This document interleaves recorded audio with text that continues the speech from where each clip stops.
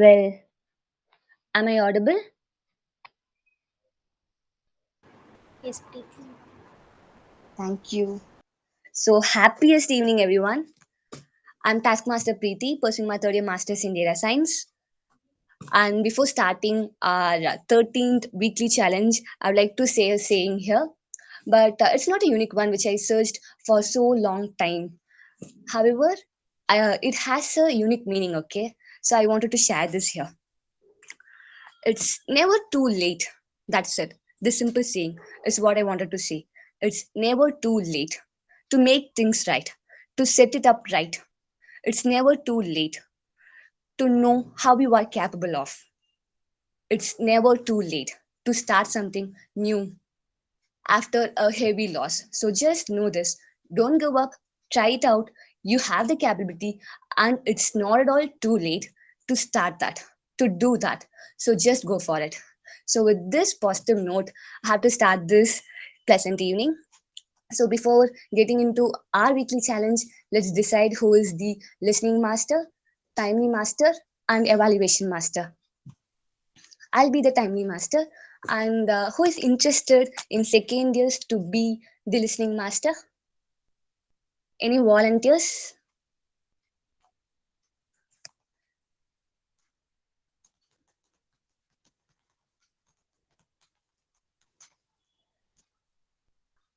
டேய் யாருக்காச்சும் இன்ட்ரெஸ்ட் இருக்கா வாங்க சொல்லுங்க.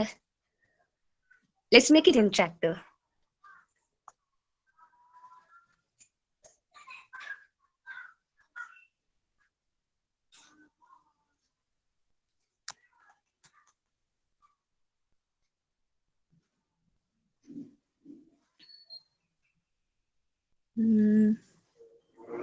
கேக்குதா?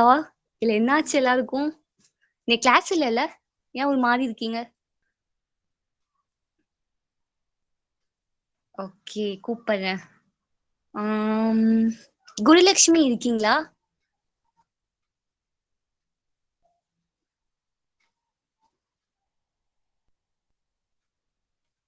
டேய்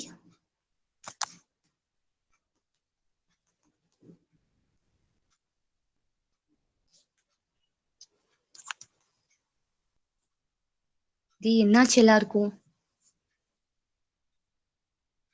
டேய் நான் ஒன்னும் கேள்விலாம் கேட்க மாட்டேன்டா. ஏதா இருந்தாலும் பேசுங்க வாங்க.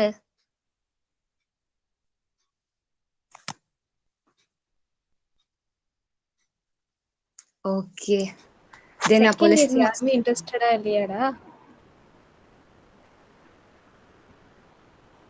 டேய் சொல்லுங்க பரவாயில்ல ஏதா ஆ நாங்க வந்து ஹெல்ப் பண்றோம். சும்மா இன்ட்ரெஸ்ட் எடுத்து பண்ணுங்க. நாங்க உங்களுக்கு என்ன ஹெல்ப்னாலும் நாங்க பண்றோம். ம் டேய் அது ஈஸி தான். நாங்களும் இருக்கோம்ல வாங்க. லிஸ்னிங் மாஸ்டர்னா ஆக்சுவலி தெரியும்ல? ஆண்ட சொல்லு. ஓகே. ஸ்வேதா பண்றாங்க. ஓகேடா. டேய் உனக்கு தெரியும்லடா? இல்ல சொல்லட்டா? அக்கா நான் பாத்துக்கிறேன். ஓகேடா. ஓகே நெக்ஸ்ட் எவாலுவேஷன் மாஸ்டர் வந்து தேர்ட் இயர்ஸ்ல இருந்து யாருக்காச்சும் இன்ட்ரெஸ்ட் இருக்கா? நான் இருந்துக்கிறேன். ஓகேடா டன். ஓகே ஸோ ஈவென்ட்குள்ள போலாமா?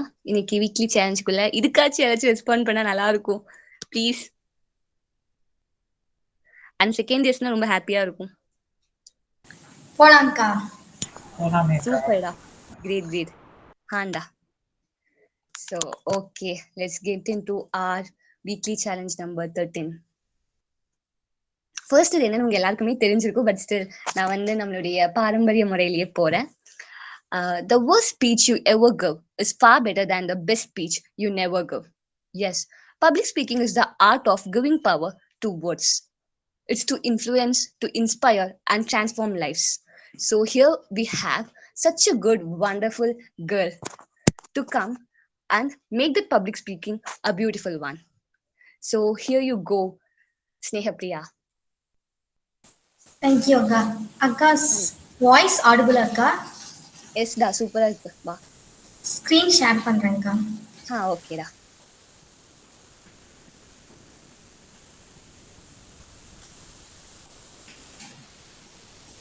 அக்கா ஸ்க்ரீன் விசிபிளா? ஹாண்டா தெரியுதுவா? ஓகே அக்கா. ஹாண்டா. So, good afternoon, everybody present. Good evening, everyone. No matter how bad your day has been, the beauty of the setting sun will make everything better. And today, இன்னைக்கு நம்ம பேச போற டாபிக் வந்து வேல்யூ கிரைசிஸ். யாருக்காவது ஏதாவது idea இருக்கா what is value கிரைசிஸ்ங்கிறது?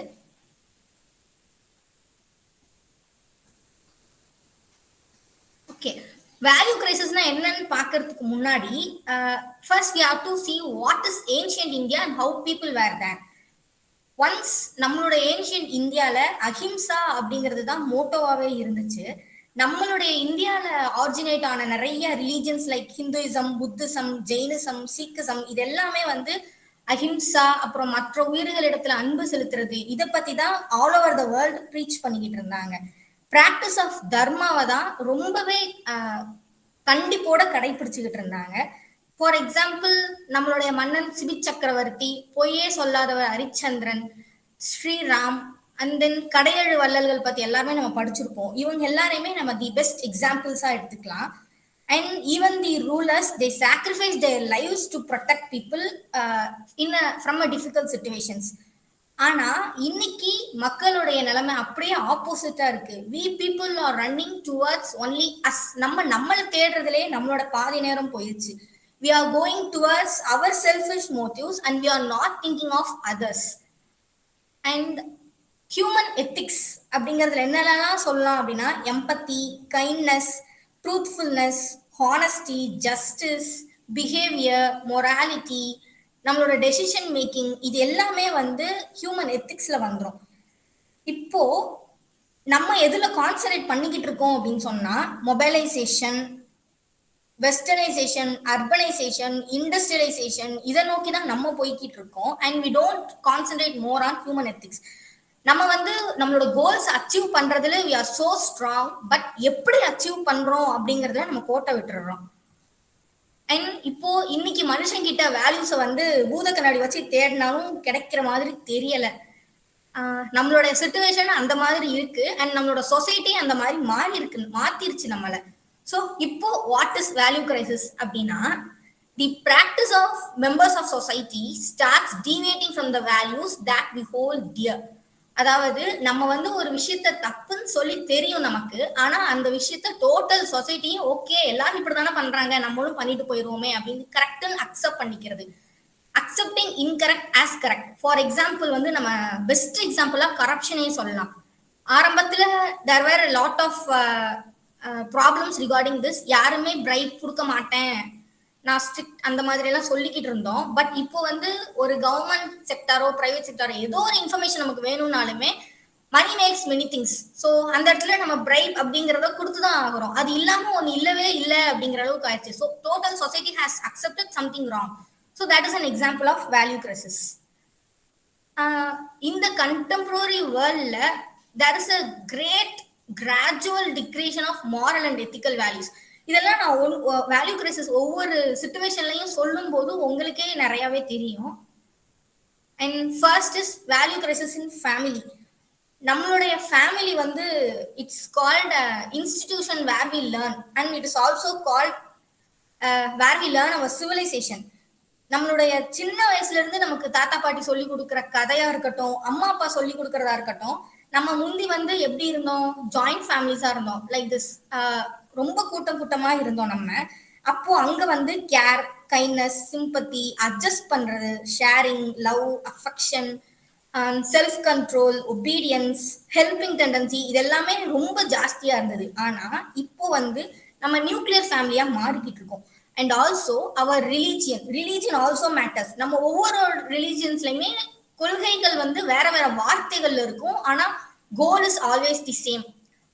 அன்பு செலுத்தணும், பிறர் உயிர்களை துன்புறுத்தக்கூடாது இப்படிங்கிற கான்செப்டா மட்டும்தான் இருக்கும். ஆனா இப்போ வந்து அதுவுமே இல்லாம போயிடுச்சு. நமக்கு நிறைய கதை சொல்லியிருப்பாங்க, ஒற்றுமையே பலம், இந்த மாதிரி எல்லாம் நிறைய கதை சொல்லியிருப்பாங்க. அந்த கதைகள் எல்லாமே நம்மளுடைய லைஃப் வேல்யூஸோட ஒட்டி கொண்டு போய்கிட்டு இருந்துச்சு. ஆனா இப்போ nuclear family, both it is patriarchal and also matriarchal family ஆயிடுச்சு. அம்மாவும் வேலைக்கு போறாங்க, அப்பாவும் வேலைக்கு போறாங்க. நமக்கு வந்து எந்த வயசுல என்ன தேவை அப்படிங்கறது அவங்களுக்கு தெரியும். But time does not permit and the society does not allow for it.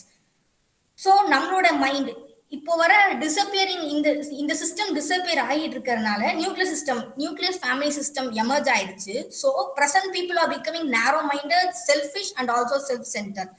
The relationship between blood relations, father and mother, father and children, mother and children is going day by day reduced. And idanala there is as a result of this, there's a lot of orphanages and also old age homes. And the life is becoming miserable, particularly for aged and deceased people. So நம்மளோட life வந்து materialistic and மெக்கானிக்கலா தான் இருக்கே தவிர there is lack of emotions and feelings. And ஃபேமிலிலேயே there is lot of value crisis னு சொல்லியாச்சு. So many families together join society அப்படின்னு சொல்லி நம்ம இப்ப படிக்கிறோம். ஆனா முந்தி எப்படி இருந்துச்சுன்னு சொன்னா அந்த total society is one family அப்படின்னு தான் கன்சிடர் பண்ணாங்க. ஆனா இப்போ நிறைய பேருக்கு பக்கத்து வீட்டுக்காரங்க கிட்ட பேசியிருக்க கூட மாட்டாங்க. அந்த அளவுக்கு எல்லாம் இப்போ சிச்சுவேஷன்ஸ் இருக்கு. இப்போ வந்து சொசைட்டில வந்து origin, position, status, economic position, ஒருத்தர் வேலை பார்க்குற இடம், அவர் வாங்குற சம்பளம், இதெல்லாம் பொறுத்துதான் வந்து judging a person in the society. And people are categorized based on caste, religion, language and region to which they belong or to which they speak. And also நம்ம இப்போ வந்து சொல்றோம், எல்லா இடத்துலயுமே சொல்றோம், இப்போ வந்து யங்ஸ்டர்ஸ் கேஸ்ட் பாக்குறதெல்லாம் கிடையாது அப்படிங்கிற மாதிரி எல்லாம் சொல்லதான் செய்யறோம். பட் பிராக்டிஸ்ல அது இருக்கிற மாதிரி எனக்கு தெரியல. ஏன்னா நானே சில சமயம் நிறைய தடவை ஃபீல் பண்ணியிருக்கேன். when someone is speaking, we just judge them that they belong to this caste by the way they speak or the way they work or by their practice which they do in their day to day life. இதை பண்ணாங்கன்னா இவங்க வந்து இந்த caste தான் அப்படின்னு சொல்லி நம்மளோட மைண்ட்ல தானாவே ஆட்டோமேட்டிக்காவே ஸ்டோர் ஆகுது. அந்த தாட்டே இல்லாம போகணும். That's also one of the value crisis. And selfishness is being replaced by selflessness and violence by peace, wrong by right and bad by good. நம்ம வந்து இப்போ வந்து பிரைபரி, இம்மார்டாலிட்டி, கரப்ஷன் இதெல்லாம் நோக்கி தான் போய்கிட்டு இருக்கோமே தவிர அன்பு செலுத்துதல் அப்படிங்கிற ஒண்ணு இல்லை. we just started loving money and not people. and then சொல்லவே வேணாம், சொசைட்டி ஃபேமிலி ரெண்டும் போச்சு. Then what's next? Politics.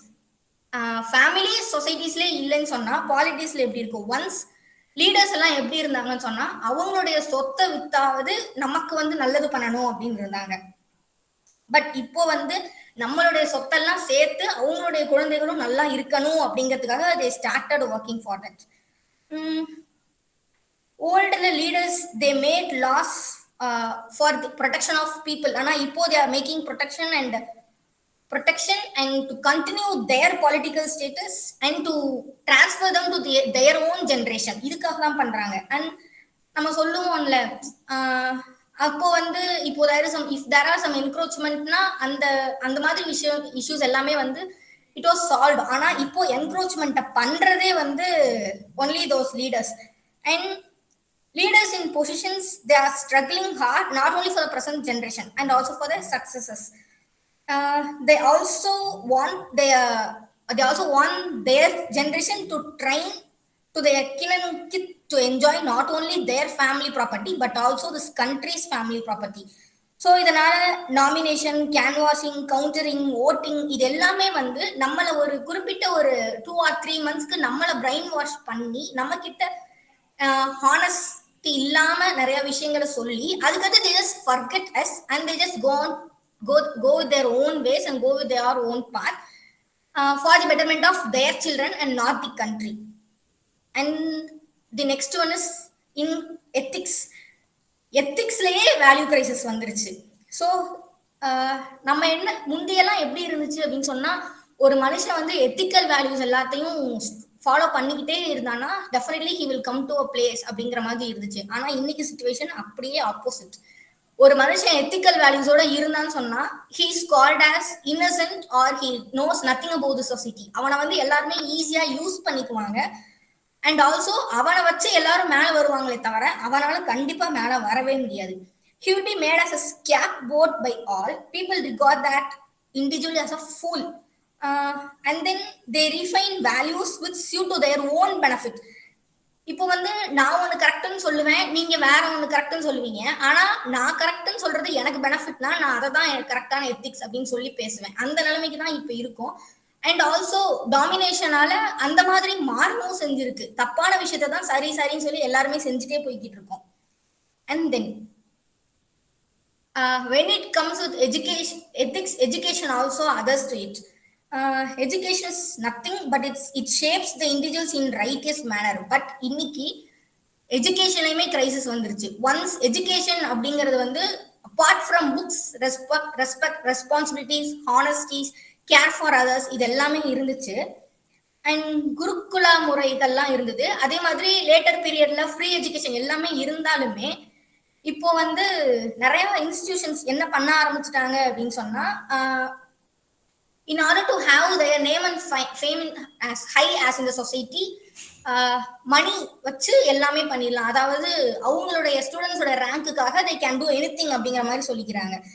they can watch that the students need not attend this institution but can get the degree. இந்த மாதிரியும் நடந்துகிட்டு தான் இருக்கு. Even mass copying is also allowed. And நம்ம சில தெலுங்கு டப்டு மூவிஸ் எல்லாம் பார்த்துருப்போம். ஒரு பிசினஸ் அட்மினிஸ்ட்ரேஷன் கோர்ஸ்க்காக ஃபாரின் போகணும். For that they will write some exam. அந்த எக்ஸாமை டோட்டலா வேற ஒரு மனுஷனை வச்சு எழுத வைப்பாங்க. They will collect money for that. So எஜுகேஷன்லயுமே வேல்யூ கிரைசிஸ் வந்துருச்சு. இது நமக்கு தப்புன்னு தெரியும், but we want work on it. சொசைட்டியும் அக்செப்ட் பண்ணிட்டு போய்கிட்டே இருக்கு, வேற ஆப்ஷனும் இல்லை. And then value crisis in technology.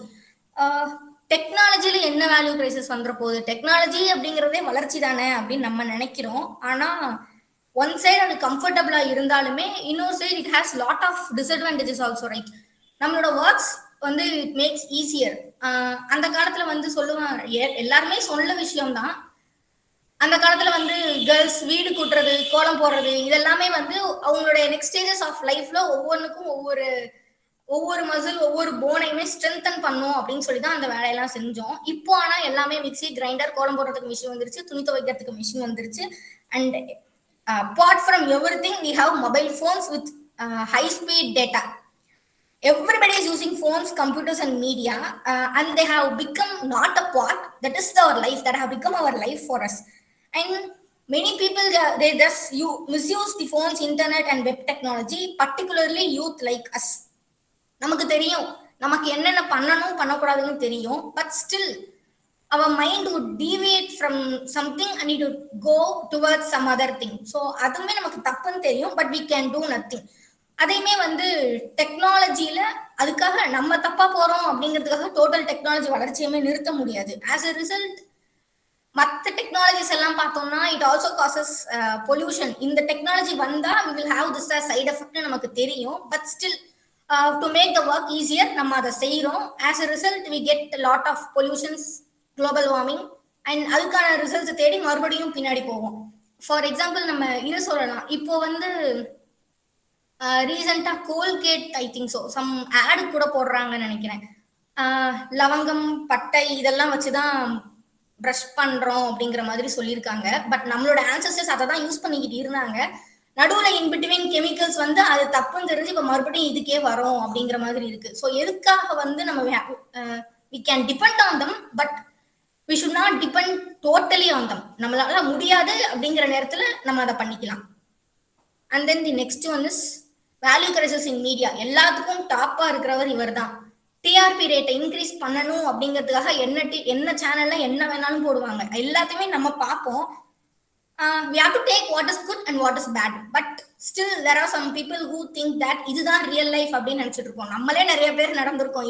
இது படம் பார்த்துட்டு தான் காலேஜுக்கு வந்திருப்போம். வாவ் ஜாலியா இருக்கும் அப்படின்னு நினைச்சிருப்போம். பட் ஓகே, ஓரளவுக்கு நல்லா இருக்கு, இருந்தாலும் அந்த அளவுக்கு எல்லாம் இருக்காது.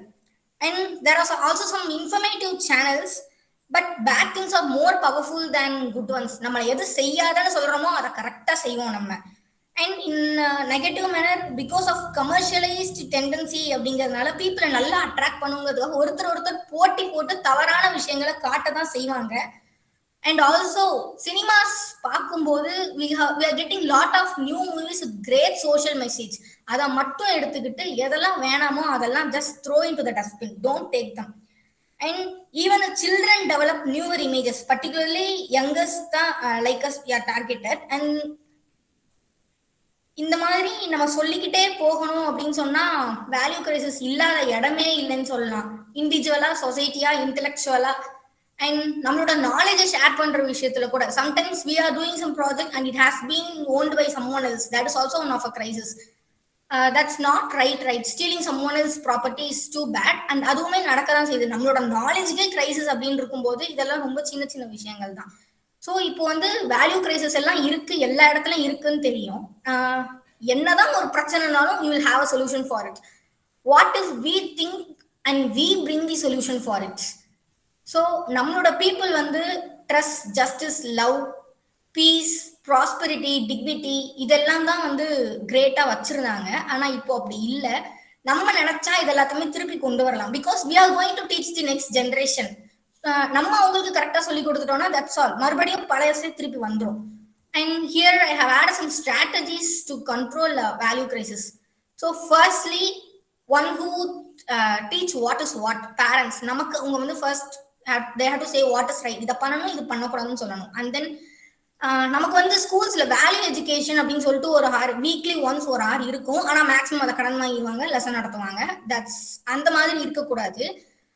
அண்ட் தென் ரைட் எத்திக்ஸ் வந்து we have to reward them. யாரோ ஒருத்தவங்க நல்லது பண்றாங்க அப்படின்னா சூப்பர் அப்படி சொல்லி அவங்களுக்கு ஏதோ ஒன்று பண்ணணும். அப்பனாதான் they will get more interest in doing that.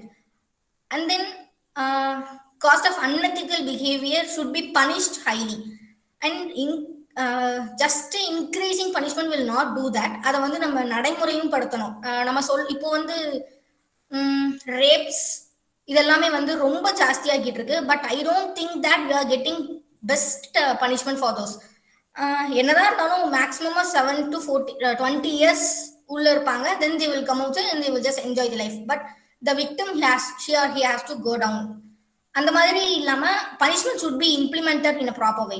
And then people who are generally the victims in the society should be made aware of their rights.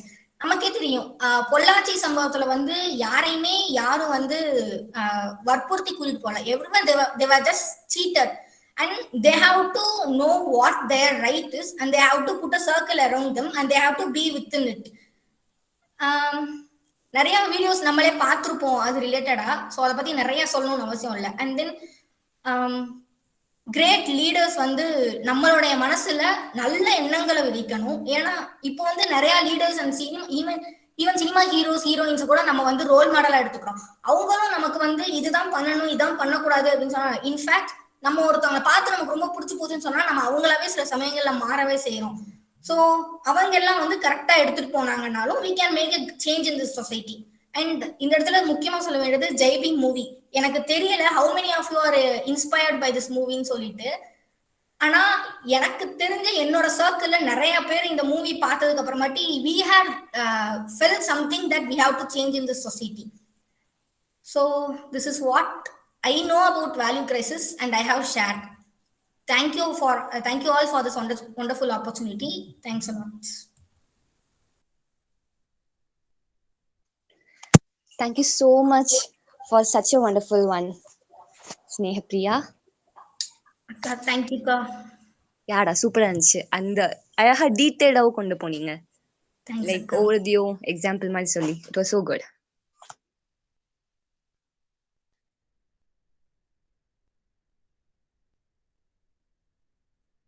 So next segment போறதுக்கு முன்னாடி I thought of asking 2 questions. ரொம்ப ரொம்ப ஈஸியான questions தான். அது மட்டும் like logical reasoning மாதிரி தான், ஈஸியா. ஸோ நான் அதை கேட்குறேன். ஓகே, இது வந்து எல்லாருக்கும் தெரிஞ்சிருக்கும். இது ஒரு வேர்ப், இங்கிலீஷ் லாங்குவேஜ்ல இருக்கிற ஒரு வேர்ப். இந்த ஒரு வேர்ப் வந்து எப்படின்னா அதோட பாஸ்ட் டென்ஸும் இந்த வேர்டை ஜம்பிள் வேர்ட்ஸா நம்ம மாத்தினா கண்டுபிடிச்சிடலாம். நம்ம எல்லாத்துக்கும் தெரிஞ்ச ஒரு வேர்ப் தான். நான் திருப்ப சொல்றேன், ஒரு சின்ன வேர்பு. அந்த வேர்பை வந்து அப்படியே ரீஅரேஞ்ச் பண்ண அதோட லெட்டர்ஸை we will get the answer for its past tense. So யாராச்சும் ஆன்சர் பண்றீங்களா? நானே இதுக்கு ஆன்சர் கண்டுபிடிச்சிட்டேன்ப்பா. அப்ப செம மாஞ்சி போட்டாங்க. ஈட் ஏட் அதுதான் ஆன்சர். ஆக்சுவலி செம மாஞ்சி. அடுத்தது ஈஸி தான். ஓகேவா? நானே கண்டுபிடிச்சா நீங்க எல்லாருமே சொல்லலாம். ஸோ நெக்ஸ்ட் கொஸ்டின் போறேன். இது வந்து நான் டைப் பண்றேன் சாட் பாக்ஸ்ல. ஈஸி தான். இது ஒரு பேட்டர்ன் மாதிரி.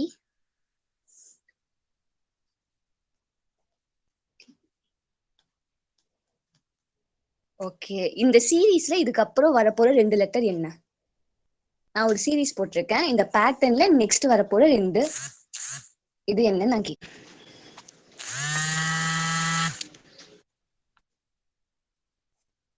Any guess? ஈஸி தான்ப்பா. விக்னேஷன் வந்து ஈன்னு போட்டிருக்காரு. ஓகே, மான்சியும் ஈ, ஸ்ரீராமும் E. Okay, Vigneswaran, can you admit yourself and say the reason? சொல்ல முடியுமா? அக்கா டீக்கு ஐ மீன் டீ ஃபஸ்ட் 2 டீக்கா. ஸோ நெக்ஸ்ட்டு நான் வந்து ஸ்கிப் பண்ணிட்டேன். பட் ஆனால் அதுக்கப்புறம் வந்து மறுபடியும் எஸ்ன்னு இருக்கு. ஸோ டீக்கு முன்னாடி வந்து எஸ்ஸுக்கா. ஸோ அப்போ செகண்ட் லெட்டர் எஃப்னா வந்து எஃப்க்கு முன்னாடி தானக்கா வரும். அப்படி கெஸ் பண்ணேன். சூப்பர்டா, great explanation and right answer to 3 பேருக்குமே வந்து congrats. Thank you. Answer correct. Yes. Okay, அப்போ நம்ம நெக்ஸ்ட் செக்மெண்ட்டுக்கு போயிடலாம்.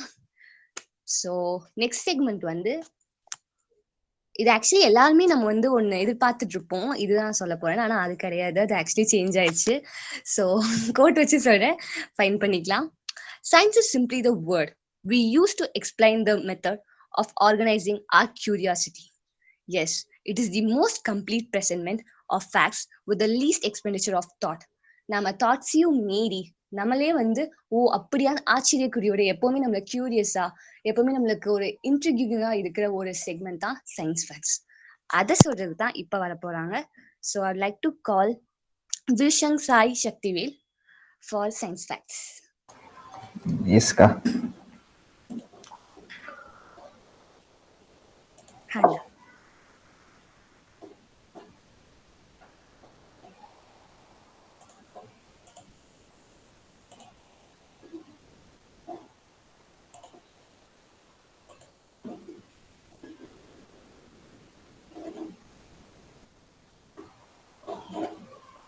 ஸ்க்ரீன் தெரியுதாக்கா? ஹாண்டா தெரியுது. Okay. Good evening, everyone. My name is Envil Singh. I'm going to do a science fact and it's going to be a short and simple. It's going to be mostly on space and exploration. Okay, let's start. And okay, let's start with the journey at speed of light. And in the speed of light, if you go, we can reach moon in 1 minute 28 seconds, and we can reach Mars in 4 minutes 36 seconds, and to the outermost planet that we in our solar system, we can reach about 5 hours 30 minutes. And next we are going to see about one of the interesting phenomena of star's life. It is neutron star. Neutron stars actually for example, humans have aged, right? 1 to 10 he resembles like a small boy, and 10 to 20 is being a teenager, and 20 to 30 is being responsible. Same like stars also have a category of living, where you can see stars, you can see our stars, it's actually a G type star, and our star will also go reduce its mass. Actually, when our star is mainly composed of hydrogen, due to the nuclear fusion, the hydrogen is converted into helium here, and this helium is an heavier mass which is deposited in its core, and there will be an increase in density step by step every time, every fraction of a second, and this will release enormous energy, which is photons or radiations. And this neutron star appears when there is no more hydrogen available on the star, where the star is forced to convert helium into heavier elements. And you can see how this 1 teaspoon of neutron star weighs over than 6 billion star. To compare to our scale, you can see that a neutron star is so dense that 1 teaspoon of material would have a mass over 5.5 into 10 to the power 12 kgs, about 900 times the mass of the Great Pyramid of Giza. This to give you a rough scale how with just a teaspoon of neutron star will weigh. And the next one is going to be a black hole. Black hole is something that something which has enormous gravity. Actually, it's also a star, but it's a theory. It's proposed by scientists. It's a theory. It's not. It's actually a dead star where in space-time fabric, if you cross a certain density, it will form black hole. That is, photon cannot escape from that gravity created by the black hole. Black hole is it's actually a hole which has enormous infinite gravity, where you can see in the actually this image was released recently in 2019, but in the film 2012 Interstellar, this image was actually imagined by the director, and it was actually the same. And they also created a story that how it will be inside a black hole. It can be a higher dimension, where in that movie there's Interstellar, they will show that where our Miller enters into the black hole. He will try to show that the higher civilization peoples tries to show how to change their reality, how to change their fate of the earth. And you can see that in the Interstellar film, where actually the robot tells that it's a fifth dimension object that is inside the black hole is a fifth dimension object. Actually, black hole is one of the greatest mysteries, because when you see that age scale, it is older than our universe, and it's bring a very great speculation on scientists about what information it has from the beginning of universe, and uh, and before the beginning of the universe. And next we are going to see about wormholes. This is also an image from that film Interstellar, where you can see a close observation of an wormhole. This is actually an imaginary. Till this time there is no evidence that wormhole exists, and this wormhole is nothing but the wormholes have an interesting fact that it is an pathway, or it is a pathway for a different universe. There is a fact that wormhole can link to different times once you travel using the wormhole. You ha- you will be actually you can go to the another universe, but you cannot return. That's the fact of the wormhole. And these wormholes, actually, you can see this in 2 dimension, and a circle. In 2 dimension, it is circle. In 3 dimension, it will be a sphere where you can travel through it. It looks like a planet, but it's a passage to another universe. It's actually a theory. And next we are going to see about photons. Actually, photons are nothing but lights. It is actually emitted from electrons when it is moved from higher orbit to lower orbit, when there is an energy loss. And you can see there is a fact that in theory of relativity, Albert Einstein established that the closer you get to the speed of light, the lesser you experience and shorter your distance. Let us imagine that you are traveling in a speed of light, and in matter of fact, you can reach moon in 11 seconds, and you can reach Mars in 4 minutes, and that distance scale doesn't comes here. Actually, that billions of kilometers, that doesn't matter here. And the time flow is also different to you. Time flows very quickly than person who is at rest in Earth. And next we have atoms.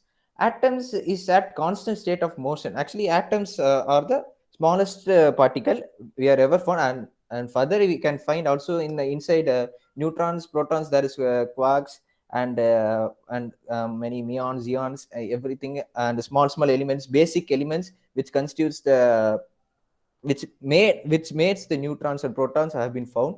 And there is also a theory, string theory, where these smallest particles are in the form of string or an information, where the how the it consists of information of how this atom should behave when this atom comes and these certains come. This is also theory, string theory.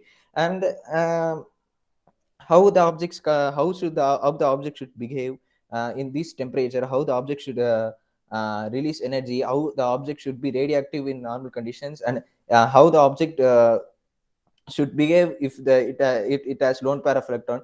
Every information is there on its string. It's just a theory, and these atoms are always in constant motion. Uh, Constant motion, and depending on those speed of these atoms, things appears as solid, liquid, or gas. How it moves in the field or in the environment, it depends whether it's a solid or liquid or gas. Next, we are going to see about solar flares. Solar flares are created by the sun when there is an change in its magnetosphere. That is, there will be some sphere of influence from some other heavenly bodies, and this solar flares will erupt from the sun. And these flares sometimes hit any of the planet. It mostly hits it's mostly Venus, as it no reason for that. But we can there is there is also a myth that in 2012 Earth is going to end, and this was one of the myths, that solar flare might hit Earth and we are completely boomed. If a solar flare is emitted from the sun, you will be just knowing about it. It will take 2 days to reach Earth, and you will be knowing that it will you'll be knowing just after that discharge only. It no possible that you will know before itself this is going to happen. And this is actually, Earth is got protected by its magnetosphere. Magnetosphere is created, it is believed that it's created from the heavy elements present in the core, which is under great pressure, creates a huge magnetic field around the Earth, which protects us from solar flares from the sun. You can see actually in northern lights, those auroras actually form due to the solar flares. Solar flares is always constant, but if it crosses a certain limit, it will change into auroras. Not auroras, it is changed into solar flares. And actually you can see this magnetic field, actually a C type, which on the north there will be just an ejection, and on the seaward types there will be an absorption of magnetic field, and outward it on the poles. You can see the northern lights on the poles. We have experienced northern light in Atlantis, etc. And next is, we are going to see about this interesting planet Venus. Venus is actually same as Earth, it had same gravity, same bigger than Earth actually, and it only problem is its atmosphere consists of more carbon dioxide, which is and greenhouse gas, which traps heat enormously, and its surface temperature is more than 300 to 400 degrees Celsius, which is not habitable to our life. But it has a good atmosphere where it can hold oxygen. As it is very close to the sun, the temperature absorption will be very maximum. And this planet is special because you can see our planets rotates in an anti-clockwise direction, where these planets rotates in clockwise direction, and you can see Uranus rotating on its sides with its axis. Because of this rotation, it traps more of the carbon dioxide again, which making this planet another heat capture system. And next is magnetosphere of the Saturn. Actually, Saturn's magnetosphere is quite interesting. It is a gas giant. Gas giant means there is no surface.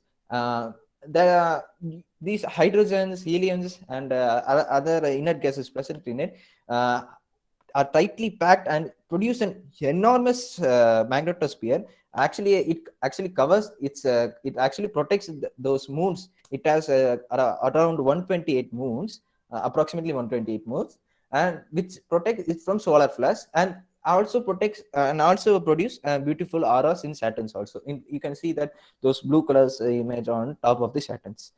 And next is our future savior, and this is a moon of one of the gas giants, and it is Ganymede. Actually, it is a thick crust made of ice, and an ocean may lie below the crust more than 100 miles, 160 kilometers deep. Scientists think Ganymede might be hiding more water under its crust than found in all of the Earth's ocean. It's actually a water sump, we can say. It's that's big. It is enough for giving future that entire human civilization. It is predicted that it has only full of composed of water, and its core is completely frozen. This planet and its neighbor Titan. Titan is also a moon of Saturn, which is also comes close with Earth similarity index. If it is 1, it is almost close to the that is 1 means Earth similarity index ranges from 0 to 1. If it is 1, it is Earth. Below 1 is next. First is Mars, because Mars almost has everything but doesn't have its magnetosphere like Earth and gravity like Earth. And but this Titan have everything, gravity, everything is same, but temperature lacks here. And in here in the atmosphere we have methane, which is a poisonous gas, but under some process methane can also be purified into oxygen by involving some scientific processes. And with the Titan, huge number of presence of nitrogen and water, we can actually start a farm or any plant based agriculture. We can just get resource from there in future, maybe in 22nd century maybe. And in Voyager, next is we are going to see about Voyager 1, 2, and these are the one of the man-made objects to go beyond interstellar space. Actually, our solar system space starts with Pluto, or you can say Kepler belt, where it is actually there is a space called Heliopause.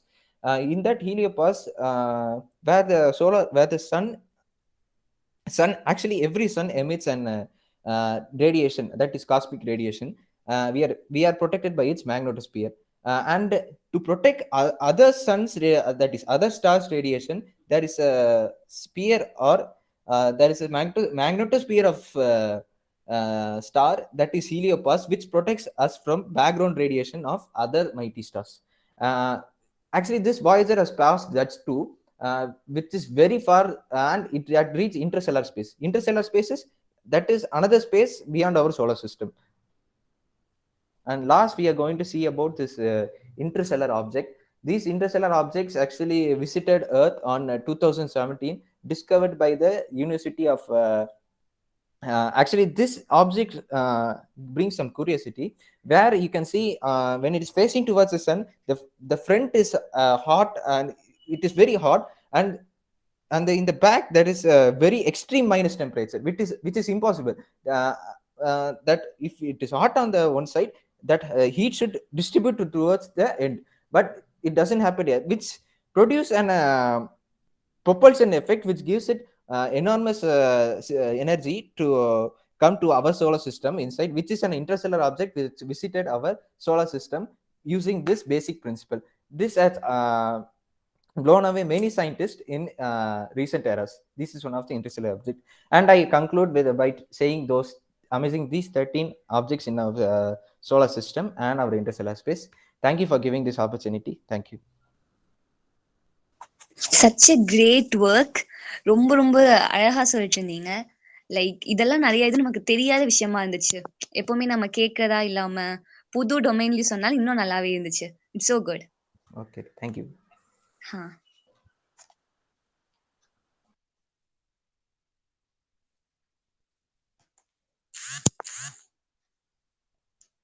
So next இது போலாமா?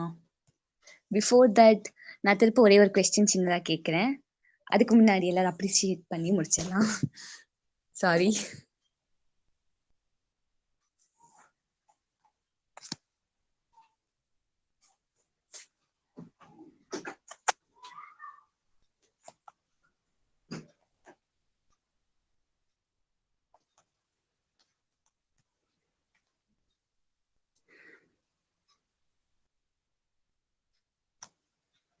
Okay ice, இப்போ நான் வந்து ஒரு question post பண்றேன்.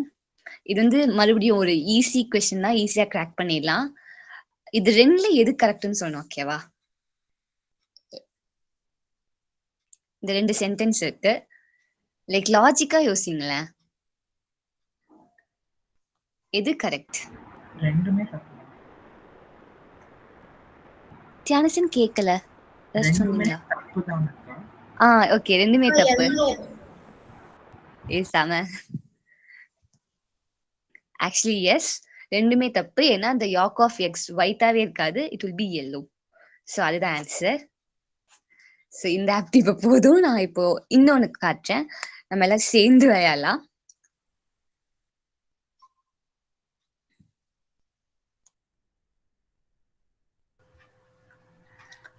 Hello, கேக்குதா? கேக்குதுக்கா? Okay. Echo அடிக்கலல்ல? இல்லக்கா இல்ல இல்ல. அக்கா. ஓகேடா. Thank you so much. Okay. Is my screen visible? Yes அக்கா. சூப்பர். Thank you so much.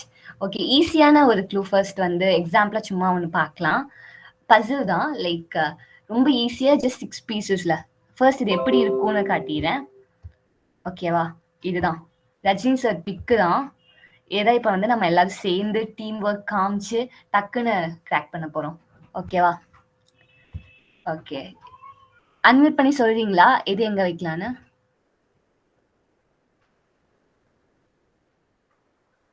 அப்படியே சொல்லுங்க. வாங்க. கார்னர் பீஸ் எல்லாம் ஃபர்ஸ்ட் கண்டுபிடிக்கணும்க்கா. ஓகே. எங்க வைக்கலாம்? இது இந்த ஒரு பிக் ஓகேவா? எஸ் அக்கா. Right side. Right side. Okay, வச்சுட்டேன். நெக்ஸ்ட். அடுத்த கார்னர் பிக் கண்டுபிடிக்கணும்க்கா. அடுத்த கார்னர். இந்த பிக் ஓகேவா? இது இங்க இருக்கட்டும். லெஃப்ட் இந்த pick கார்னர் அதை எடுத்துக்கோங்க. Left corner. Okay, super. Okay. Next. அடுத்து அந்த லெஃப்ட்ல இருக்குது சென்டர்ல போடுங்க. இதுவா? ஓகே. லெஃப்ட்ல இருக்கு. டன். இது கொஞ்சம் தள்ளி வைப்போம். நெக்ஸ்ட். அடுத்து ஒன்னாரு பாட்டம் கார்னர் கண்டுபிடிச்சிங்கன்னா முடிஞ்சுது. ஓகே. இது ரைட் கார்னர் அக்கா. சென்டர். Yes done. ஓகே. இது ஈஸியா இருந்துச்சு. நெக்ஸ்ட் இது போலாம். ஓகேவா?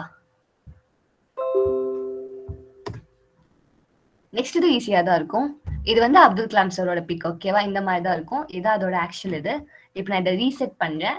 இது நம்ம வந்து கிராக் பண்ணலாம். ஸோ திருப்ப வந்து கார்னர்னு சொல்ல வேணாம். நான் வாங்க எல்லாம் சேர்ந்து பண்ணலாம். இது கொஞ்சம் டிஃபிகல்ட்டா இருக்கும் அதோட கம்பேர் பண்ணா. பட் ஈஸி தான். இதெல்லாம் நான் ட்ரை பண்ணி பார்த்துட்டேன். ஓகேவா? அதுக்கப்புறம் தான் பண்ணேன். ஸோ சொல்லுங்க இது எங்க வைக்கலாம் இந்த இப்போ? ஃபேஸ் வர பிக்ஸ்லாம் முத எடுத்துருங்க. பசில்ஸ்லாம் புரியலடா. இந்த ஃபேஸ் ஹேர் வரதெல்லாம் கொஞ்சம் தனியா எடுத்துருங்க. ஓகே. ஃபேஸ் ஹேர் தனியா வைக்கலாமா? இதெல்லாம் இங்கே இருக்கும்.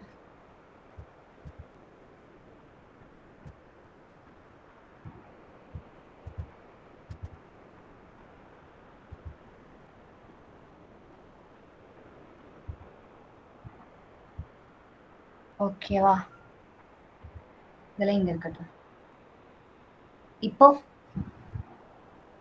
உங்களுக்கு ரைட் டாப்ல இருக்கு இல்லையாக்கா? அது வந்து ஆமா. Left most. அது லெஃப்ட் மோஸ்ட் கார்னர்ல வரும்.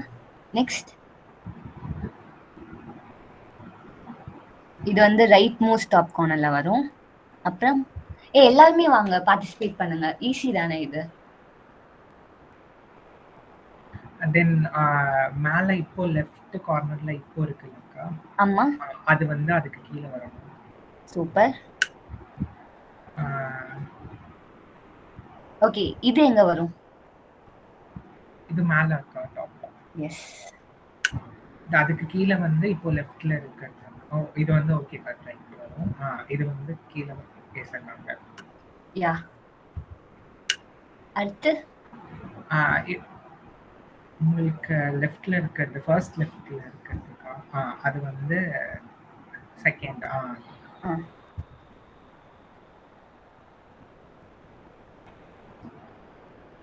கீழே ஒண்ணு இருக்காப்பா. ஓகே. எல்லாருமே வாங்க. வாங்க ப்ளீஸ். இருக்கீங்க தானே? வாங்க விளையாடலாம். ஸ்மைல் எடுத்து கீழே வச்சிருங்க. ஓகேடா. டன். அடுத்து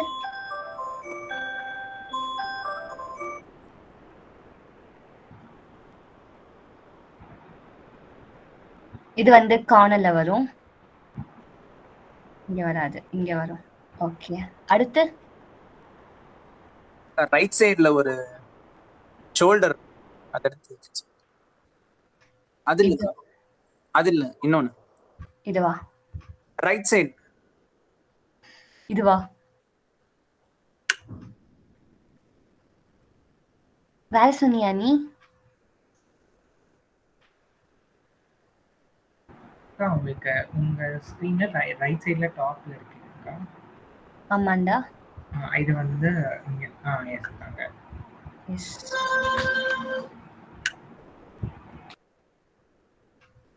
ஈஸி தான், முடிச்சிட்டோம். இன்னும் 4 பீஸ் தான் இருக்கு. அது அந்த சீக் பீஸ்க்கா. எஸ்.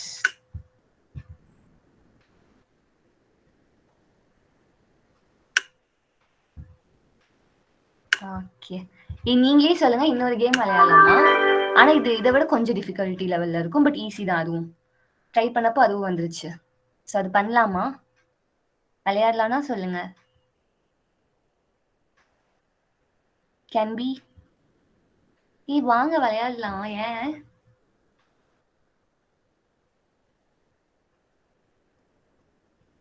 விளையாடலாமா?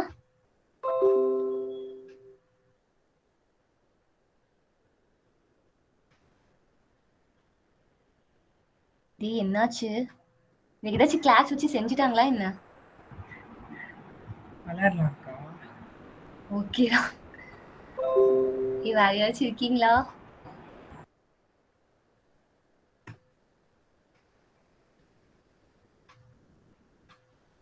ஓகே. ஆக்சுவலி இதுதான் இந்த பிக்சர். ஓகேவா? இது வந்து கொஞ்சம் ஈஸி தான் இதுவும். ஸோ இது நான் ஸ்பில் பண்றேன் இப்போ. ஸோ வாங்க ஃபர்ஸ்ட் வந்து கார்னர் பீசஸ்லாம் வைக்கலாமா? எஸ் அக்கா, இது right bottom corner. Okay, super.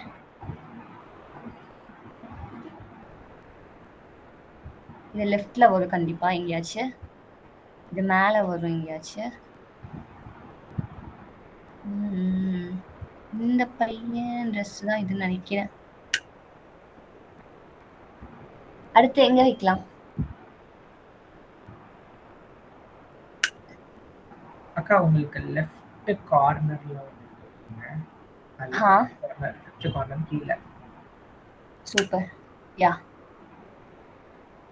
இப்போவும் லெஃப்ட் கார்னர்ல இருக்குல்லக்கா. மேலையா?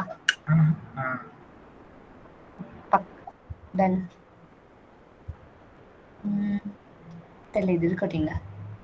அடுத்து ஆக்சுவலி இந்த குழந்தை வந்து கையில இருக்கும். மதர் தெரசா வைக்கலாம் ஃபர்ஸ்ட். இங்க வருவாங்கன்னு நினைக்கிறேன். அவங்க ஃபேஸ். டன். இது எங்க வருதா?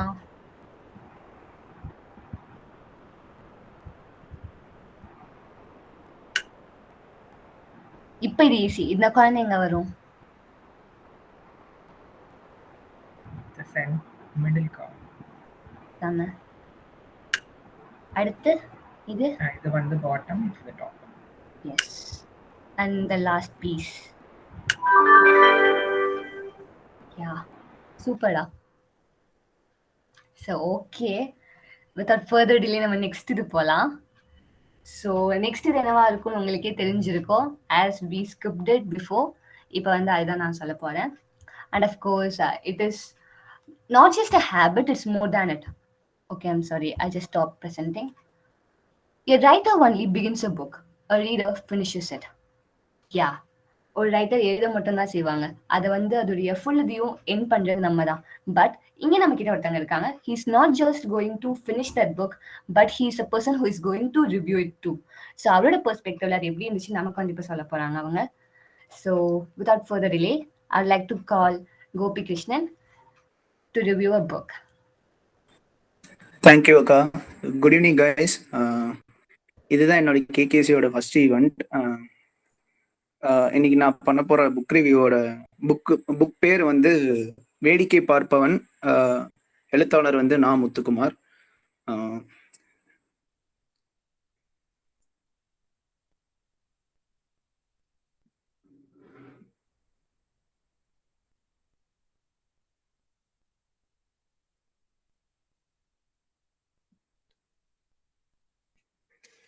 இதுதான் இந்த புக்கு. இந்த புக்கு ஆக்சுவலாக வந்து புக்காக எழுதப்படலை. இது வந்து மேகசினில் வந்து வார இதழில் வந்து ஒவ்வொரு நாளும் ஒவ்வொரு சாப்டராக ரிலீஸ் ஆகி இது வந்து ஒரு ஹிட்டான ஒரு மேகசின் சாப்டர். அதனால இதை எல்லாத்தையும் தொகுத்து வேடிக்கை பார்ப்பவன் அப்படின்னு மொத்தமாக ஒரு புக்காக ரிலீஸ் பண்ணாங்க. ரிலீஸ் பண்ணவங்களோட பதிப்பகம் வந்து விகடன் பிரகாரம். இது இந்த புக்கோட ஜானர் பார்த்தீங்கன்னா மெமோயர்னா என்னன்னா ஒரு எழுத்தாளரோட பயோகிராஃபி மாதிரி இருக்காது. இது அவங்க வந்து அவங்க வாழ்க்கையில என்னெல்லாம் பார்த்தாங்களோ அதோட ஒரு சின்ன சின்ன மொமெண்ட்ஸ், சின்ன சின்ன இன்சிடென்ட்ஸ், அதோட ரீகலெக்ஷன் அப்படின்னு சொல்லலாம். அவங்க பாஸ்ட்டை போய் ரீகலெக்ட் பண்ணி அதில் அவங்க எந்த பாட்டெலாம் அவங்களுக்கு பிடிச்சிருக்கோ அதெல்லாம் வந்து அவங்க வந்து ஒரு சின்ன சின்ன சாப்டராக போட்டு அவங்க வந்து ரிமெம்பர் பண்ணியிருப்பாங்க. அதுதான் மெமோயர். இந்த புக்கில் பேசிக்காக என்னன்னா ஒரு கதை ஒரு ஈவெண்ட்ஸ் வந்து ஒரு ஆர்டராக இருக்காது.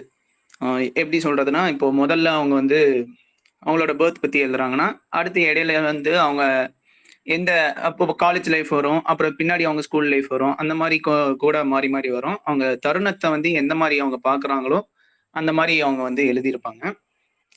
இந்த புக் பார்த்தீங்கன்னா மொத்தமாக ஒரு நியர்லி 30 சாப்டர்ஸ் இருக்கு. 30 சாப்டர்ஸ்லையும் வந்து ஆக்சுவலாக இவர் வந்து சினிமா துறையிலையும் வந்து நிறைய பாடல்கள் எழுதுவார். அதுவும் இல்லாமல் is known for is haiku கவிதைஸ் அண்ட் ஸ்மால் போயட்ரி. அதனால இவர் இந்த மெமோயர் புக்கை எப்படி ஹேண்டில் பண்ணியிருப்பாருன்னா, நடுவில் அவரோட கவிதைகள் ஆட் பண்ணியிருப்பாரு. அப்புறம் ஒவ்வொரு சாப்டரோட பிகினிங்லையும் மற்ற எழுத்தாளர்கள் வந்து அந்த சாப்டருக்கு அவர் என்ன அந்த சாப்டர்ல என்ன சொல்ல வராரோ அதுக்கு ரிலேட்டடான கவிதையை ஃபர்ஸ்ட் போட்டுட்டு அதுக்கப்புறம் அந்த சாப்டர் எக்ஸ்பிளைன் பண்ண ஆரம்பிப்பாரு. குறிப்பா பாத்தீங்கன்னா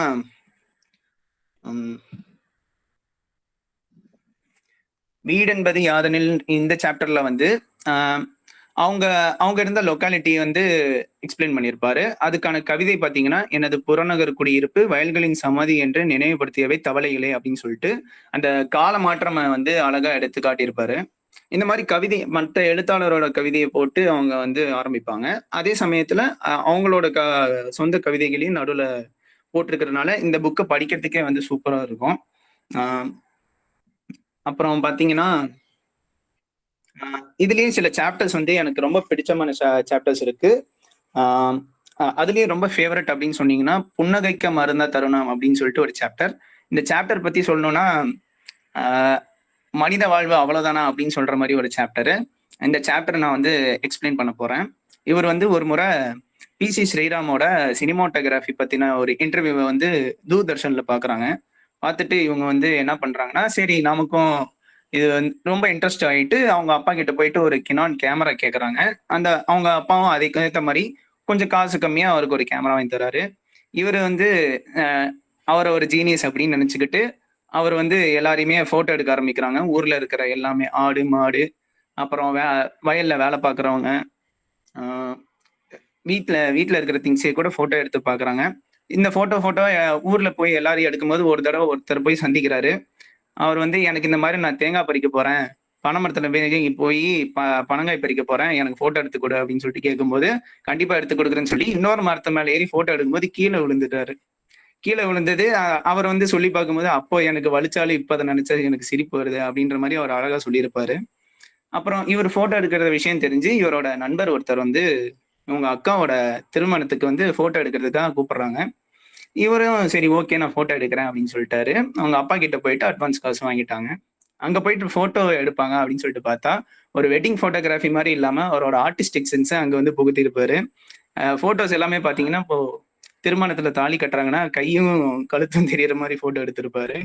அதுக்கப்புறம் மணமேடையில மாப்பிள்ளையும் பொண்ணும் நிக்கிறாங்கன்னா அவங்கள தவிர்த்து போட்டோல யாரு ஃப்ரேம்ல அழகா இருக்காங்களோ அவங்களும் போட்டோ எடுத்திருப்பாரு. இந்த மாதிரி எடுத்து அந்த போட்டோ ஆல்பமே வேஸ்டா போய் அவர் திட்டு வாங்கினதெல்லாம் இப்ப நினைச்சா சிரிப்பா இருக்கு அப்படின்ற மாதிரி அவர் சொல்லியிருப்பாரு. இவ்வளவு சிரிச்சு இவ்வளவு சந்தோஷமா இருக்கிற இவர் வந்து திடீர்னு ஒரு நாள் அவசரமா இன்னொருத்தர் வந்து கூப்பிடுறாங்க, நீ வந்து எனக்கு ஒரு போட்டோ எடுத்தரணும் உடனே அப்படின்னு சொல்லிட்டு. என்னன்னு சொல்லிட்டு இவரும் பதறி கேட்கிறா, நீ வா நான் சொல்றேன் அப்படின்னு சொல்லிட்டு கூப்பிட்டுட்டு போறாங்க. சரி என்னவோ முக்கியமான காரியம் தான் போல அப்படின்னு சொல்லிட்டு போய் பார்த்தா ஒருத்தவங்க இறந்துருக்காங்க. அவங்க இறந்தவங்களுக்கான கடைசி போட்டோ அவங்க வீட்டுல அவரோட போட்டோ கிடையாதுன்னு சொல்லிட்டு கடைசியா ஒரு போட்டோ எடுத்தாங்க அப்படின்னு சொல்லிட்டு கேட்டிருக்காங்க. அந்த போட்டோ எடுக்க போகும்போது அவர் அந்த கேமரா ஆன் பண்ணி போட்டோ எடுக்கலான்னு போகிறாரு.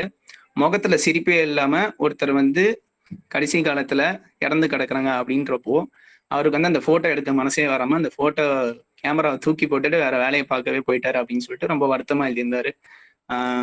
அதுக்கப்புறம் அவர் மென்ஷன் பண்றது என்னன்னா, அந்த தருணத்துல இருந்து நான் எப்பயுமே எந்த போட்டோவை பார்த்தாலும் நான் சிரிக்க மாட்டேன் அப்படின்ற மாதிரி. இப்போ நீங்க இந்த பாக்குற கவர் பேஜ்ல கூட அவர் வந்து சிரிக்காம தான் போஸ் கொடுத்திருப்பாரு. அவரோட அந்த நீங்க அந்த எழுத்தா பாத்தீங்கன்னா அவர் சொல்றதுக்கு பின்னாடி அவ்வளவு பெயின் இருக்கும், அவ்வளவு உண்மை இருக்கும். இது வந்து ரொம்ப ஹார்டா எனக்கு வந்து அஃபெக்ட் பண்ணுச்சு இந்த சாப்டர். அது மட்டும் இல்லாம அவர் வந்து இன்னும் நிறைய சொல்லியிருக்காரு இந்த மெமோய்ஸ்ல. அவரோட நண்பர்கள் பத்தி சொல்லியிருக்காரு. அவரோட ஒரே பையன் கூட என்ன மாதிரி உரையாடல்கள்லாம் அவர் வச்சுப்பாரு அப்படின்ற மாதிரி இருக்கும். அவரோட மனைவி அவங்கள எப்படி நேசிக்கிறாங்க அப்படின்ற மாதிரி இருக்கும். அவர் சினிமா இண்டஸ்ட்ரியில இருந்தனால அங்க இருந்து சில பீப்புள் பத்தி சொல்லியிருப்பாரு. அப்புறம் சில எழுத்தாளர்கள் பத்தியே சொல்லியிருப்பாரு. இது பாத்தீங்கன்னா ரொம்ப இன்ட்ரெஸ்டிங்கா இருக்கிறது பாத்தீங்கன்னா, ஒரு காலேஜ் படிக்கும்போது அவர் நண்பர் கூட எழுதின கவிதைகள் சில இதை டிஸ்கஸ் பண்ணியிருப்பாங்க. இவரும் அவரும் மாத்தி மாத்தி போட்டி எழுதின கவிதைகள் பாத்தீங்கன்னா ரொம்ப இன்ட்ரெஸ்டிங்கா இந்த சாப்டர் ஃபுல்லாவே வரும். இப்போ நான் இது காட்டுறேன். இந்த சாப்டர்ல பாத்தீங்கன்னா நிலாவை பத்தியும் அப்புறம் வரதட்சணை பத்தியும் எழுதியிருப்பாங்க. ரொம்ப இன்ட்ரெஸ்டிங்கா இருக்கும் இது நீங்க படிச்சு பார்த்தாலே. முதல்ல வந்து அவர் நண்பர் எழுதுறாரு, அழுது புரண்டு நான் அலறிய ராத்திரிகளில் நிலா இருந்தது, சோறும் இருந்தது, ஊட்டத்தான் தாயிலே அப்படின்னு சொல்லிட்டு நிலாவை பார்த்து அவங்க ஒருத்தவன் படுற வழியை பத்தி, ஒரு உறவு இல்லாத வழியை பத்தி ஒருத்தர் அவங்க நண்பர் எழுதுறாருன்னா, இவர் வந்து சும்மா ஒரு ஜாலியா எழுதுறாரு. ஏழையின் பசிக்கு எட்டாத தோசையை தெரிந்தது நிலா அப்படின்னு சொல்லிட்டு சும்மா ஈஸியா 3 லைன் எழுதுறாரு. அதே மாதிரி வரதட்சணையை பத்தி இன்னும் ரொம்ப காமிக்கலா எழுதுறாரு. மாமியாருக்கு எல்லாம் மரபு கவிதை தான் அதிகம் பிடிக்கும், சீர் கொண்டு வராதால் அப்படின்னு சொல்லிட்டு இவர் எழுதுறாரு. அதே மாதிரி அவங்க ஃப்ரெண்டு வந்து ஜன்னல் கம்பிகளுக்கு பின் ஆயுள் சிறை முதிர்கண்ணிகள். இந்த மாதிரி இன்ட்ரெஸ்டிங்கா அவங்க கவிதை எழுதி பழகிறதெல்லாம் வந்து ஒரு சாப்டர்ல அழகா சொல்லியிருப்பாங்க. இன்னும் இந்த மாதிரி இன்னும் நிறைய தருணங்கள் இருக்கு. மீன் குழம்பு அப்படின்னு சொல்லிட்டு ஒரு தருணம் வரும். அந்த தருணத்துல பாத்தீங்கன்னா அவர் வந்து ஸ்கூல் டேஸ்ல போகும்போது அவரோட மாட்டு வண்டியில தான் போவார் ஸ்கூலுக்கு போறப்போ அவரோட அந்த மாட்டு வண்டி ஓட்டுநர் வந்து அவரோட சாப்பாடை வாங்கி சாப்பிட்டுருவாரு. எப்பயுமே கொஞ்சம் கொஞ்சமா எல்லா பசங்கள்ட்டையும் வாங்கி சாப்பிட்றாரு. இவர் ஒரு நாள் ஆசையா கொண்டு போன மீன் குழம்பையும் வழியிலேயே வாங்கி சாப்பிட்றாரு. இவர் போய் ஹெட் மாஸ்டர்கிட்ட கம்ப்ளைண்ட் பண்ணிடுறாரு. அதனால அவங்கள வேலையை விட்டு தூக்குனதுக்கு அப்புறம் நீண்ட நாள் கழிச்சு ஒரு சினிமா தியேட்டர்ல போய் படம் பார்க்க போறப்போ அதே நபரை மீண்டும் சந்திக்கிறாரு. ஆனா என்ன ஞாபகம் இருக்கா உங்களுக்கு, கடைசியா நான் மீன் குழம்பு கொடுத்தேன் அப்படின்றப்போ, ஆமா தம்பி, எனக்கு இப்ப நினைச்சா மனசு ரொம்ப கவலையா இருக்கு. அப்போ நான் வந்து ரொம்ப ஏழை குடும்பம், எனக்கு காலைல சாப்பாடு கிடைக்கிறதே ரொம்ப கஷ்டம், அதனால தான் வாங்கி சாப்பிடுவேன் அப்படின்னு சொல்லிட்டு அவரோட வழி அப்ப சொல்லும்போது, அப்போ நம்ம பண்ணது தப்போ அப்படின்னு சொல்லிட்டு அவர் வந்து தோணுச்சு அப்படின்னு சொல்லிட்டு அவர் சொல்லியிருப்பாரு. அதே வண்டி ஓட்டுநர் யார்கிட்ட இருந்து மீன் குழம்பும் மற்ற பசங்கள்கிட்ட இருந்து சாப்பாடு வாங்கி சாப்பிட்டாரோ, அந்த திரைப்படம் பார்த்து அந்த இடைவெளியின் பொழுது வந்து 2 ஐஸ்கிரீம் வாங்கிட்டு போயிட்டு எழுத்தாளருக்கு கொடுத்துருக்கிறப்போ அவர் கண்ணுல இருந்து தண்ணி வந்ததா குறிப்பிட்டு சொல்லியிருப்பாரு.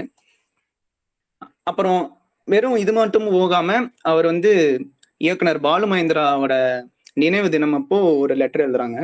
அந்த லெட்டரை மட்டுமே ஒரு சாப்டரா வச்சிருப்பாரு. அதெல்லாம் உண்மையிலேயே சொல்லணும்னா ரொம்ப இன்ட்ரெஸ்டிங்கா இருக்கும் படிக்கிறதுக்கு. அது எப்படி சொல்றதுன்னா, இந்த மாதிரி ரியலிஸ்டிக் இன்சிடென்ட்ஸும் இருக்கும்.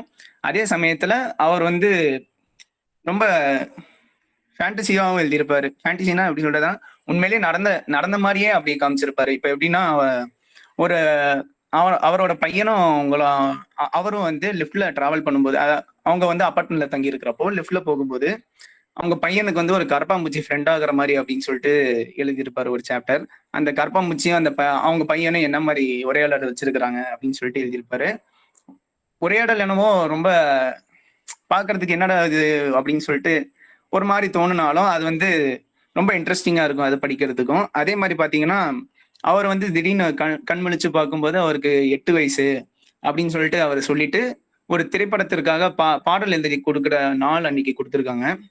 அன்னைக்கு பாத்தீங்கன்னா அவர் 8 வயசு ஆயிட்டனால நான் வந்து இந்த மாதிரி நான் பாட்டு எழுதி தரமாட்டேன் இன்னைக்கு அப்படின்னு சொல்லிட்டு அந்த இயக்குனருக்கு கால் பண்ணி சொல்றது.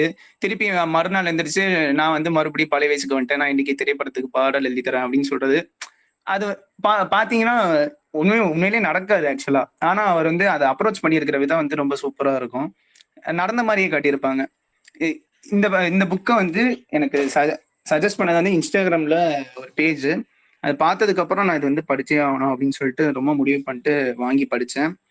இது படித்ததுக்கப்புறம் எப்படி சொல்கிறது, இது வந்து இந்த புக்கு வந்து நான் என்ன சொல்கிறேன்னா, இது வந்து ஒரு மெடிசன் மாதிரி. இப்போ யாராவது சப்போஸ் நீங்கள் ஸ்ட்ரெஸ்டாக இருக்கீங்க, இல்லை உங்களுக்கு ரொம்ப வாழ்க்கையே ரொம்ப வெறுத்து போயிருக்குன்னா இந்த புக்கு படிச்சிட்டிங்கன்னா ஒரு ஹோப் கிடைக்கும்.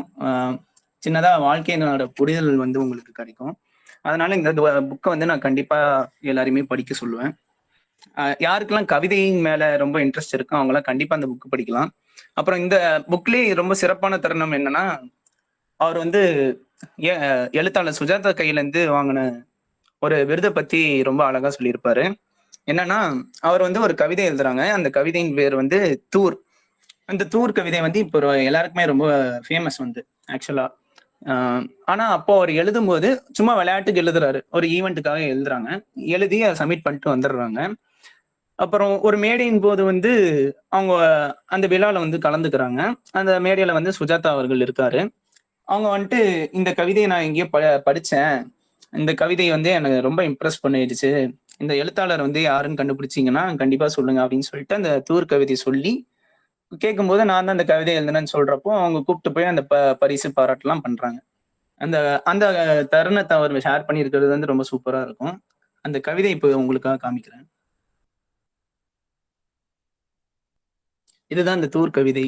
ஒரு தடவை வாசிச்சு காமிச்சிடுறேன். வேப்பம்பூ மிதக்கும் எங்கள் வீட்டு கிணற்றில் தூர்வாரும் உற்சவம் வருடத்துக்கு ஒரு முறை விசேஷமாக நடக்கும். ஆள் நீருக்குள் அப்பா முங்க முங்க அதிசயங்கள் மேலே வரும். கொட்டாங்குச்சி, கோழி, கரண்டி, துருப்பிடித்த கட்டையோடு உள்விழுந்த ராட்டினம், வேலைக்காரி திருடியதாய் சந்தேகப்பட்ட வெள்ளி டம்ளர், சேற்றுக்குள் கிளறி எடுப்போம் நிறையவே. சேருடா சேருடா என அம்மா அதட்டுவாள். என்றாலும் சந்தோஷம் கலைக்க யாருக்கு மனம் வரும்? படைவென்ற வீரனாய் தலைநீர் சொட்ட சொட்ட அப்பா மேலே வருவார். இன்று வரை அம்மா கதவுக்கு பின்னிருந்துதான் அப்பாவோடு பேசுகிறாள். கடைசி வரை அப்பாவும் மறைந்தே போனார் மனசுக்குள் தூர் எடுக்க அப்படின்னு சொல்லிட்டு இந்த கவிதையை அவர் எழுதியிருப்பாரு. இந்த கவிதையை ரொம்ப படிச்சதுக்கு அப்புறம் தான் எனக்கு நாமளும் ஒரு கவிதை எழுதலாம், நாமளும் ஒரு சிறு கவிதை எழுதலாம் அப்படின்னு சொல்லிட்டு எனக்குமே ஒரு இன்ட்ரெஸ்ட் வந்தது. அதை வச்சு நான் வந்து ப்ராக்டிஸ் பண்ணி நான் ஒரு கவிதை நேற்று சும்மா தோணுச்சுன்னு நான் எழுதினேன். அதையும் உங்ககிட்ட ஷேர் பண்ணணும்னு நினைக்கிறேன். நேற்று பஸ்ஸில் ட்ராவல் பண்ணிட்டு இருந்தேன். ட்ராவல் பண்ணிட்டு நைட்டு வரும்போது தான் ரொம்ப தோணி நான் வந்து எழுதினேன். புறநகர் பேருந்தில் அலையும் நியான் விளக்குகளின் வண்ணங்களோ என் எண்ணங்கள், ஜன்னல் இருக்கை பயணத்தில் காற்றலைகள் மோதும் தருணத்தில். இது கேட்டுட்டு எப்படி இருக்குன்னு எனக்கு புக் ரிவ்யூ முடிஞ்சது சொல்லுங்க. அவ்வளோதான். எல்லாருக்கும் சான்ஸ் கிடைச்சதுன்னா இந்த புக்கை கண்டிப்பாக படிங்க. இது வேடிக்கை பார்ப்பான்னு அவர் வந்து இந்த புக்கு ஏன் டைட்டில் வச்சாங்கன்னா, இந்த சாப்டர்ஸ் எல்லாமே நீங்க பாத்தீங்கன்னா அவரை பத்தின ஒரு மெமோயர் தான். ஆனா அவர் என்ன பண்ணியிருப்பான்னா, அவரே வந்து ஒரு 3வது மனுஷன் வந்து பாக்குற மாதிரி எப்படி இருக்குமோ அந்த மாதிரி தான் எழுதியிருப்பாரு. சப்போஸ் இப்போ அவர் பெயர் கூட அவங்களோட பையன் கூட உரையாடல் வச்சுக்கிட்டாங்க அப்படின்னா, அவன் வந்து அவங்க பையன் கூட உரையாடல் வச்சுக்கிட்டான், அவன் வந்து இந்த வயசுல இந்த மாதிரி பண்ணிட்டு இருந்தான், அவனுக்கு இந்த தருணத்துல இந்த மாதிரி ஒரு உணர்ச்சி இருந்தது, அந்த மாதிரி தான் எழுதியிருப்பாரு. அவரோட பெர்ஸ்பெக்டிவ்ல இல்லாம ஒரு 3rd person பெர்ஸ்பெக்டிவ்ல இருந்து எழுதியிருக்கிறனால அவரோட எமோஷனை தூரத்துல இருந்து பாக்குறவங்க எப்படி பார்த்திருப்பாங்க அப்படின்றத வந்து இன்னும் சூப்பரா சொல்லியிருப்பாரு. அண்ட் அவ்வளவுதான் இந்த புக் ரிவ்யூ. Thank you guys. சூப்பரா இருந்துச்சு. லைக் எப்படி சொல்லணும்னா, நம்ம எல்லாருமே ஒரு லைன் எப்பவுமே சொல்லுவோம், it's not just a word, it's an emotion எப்படி சொல்லுவோம். அது இங்க வந்து ஆக்சுவலி சூட் ஆகும். He didn't just uttered few words, he just ஷோட் his emotion. அந்த புக்கை வந்து அப்படியே வாழ்ந்துட்டு வந்திருக்காங்கன்னு சொல்லுவாங்களே, அந்த மாதிரி அவர் வந்து படிச்சுட்டு வந்தது அழகா சொன்னாரு. லைக் காமிச்சதாகட்டும், அவள் இருந்ததாகட்டும், எல்லாமே அவர் எக்ஸ்பிரஸ் பண்ண விதமும் அண்ட் அதை எக்ஸ்பிரஸ் பண்ணும் போதே புரிஞ்சு. லைக் நான் வந்து சும்மா இல்லை, நிஜமாவே எனக்கு வந்து அவ்வளவு பிடிச்சது அந்த எஃபர்ட் அண்ட் அது மேல இந்த இன்ட்ரெஸ்ட் அழகா புரிஞ்சு. ஏன்னா நம்ம எல்லாருக்குமே தெரியும் ரீடர் சர்க்கிளோட இதே வந்து ரீடிங் ஹேபிட் தான். அண்ட் இங்க புக்கை மட்டும் இல்லாம ரீடிங் ஹேபிட்டையும் அவர் வந்து அழகா காமிச்சதா இருந்துச்சு. It was so good. ரொம்ப நல்லா இருந்துச்சு. தேங்க்யூ அக்கா.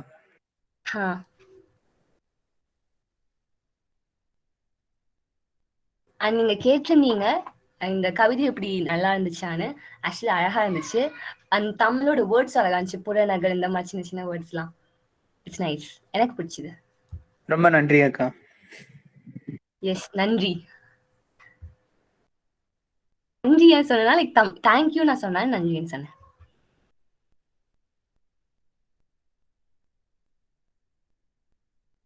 ஓகே கைஸ், நெக்ஸ்ட் செக்மெண்ட்க்கு நம்ம போறதுக்கு முன்னாடி ஒரு சின்ன கேம் நமக்குள்ள வச்சுக்கலாம்.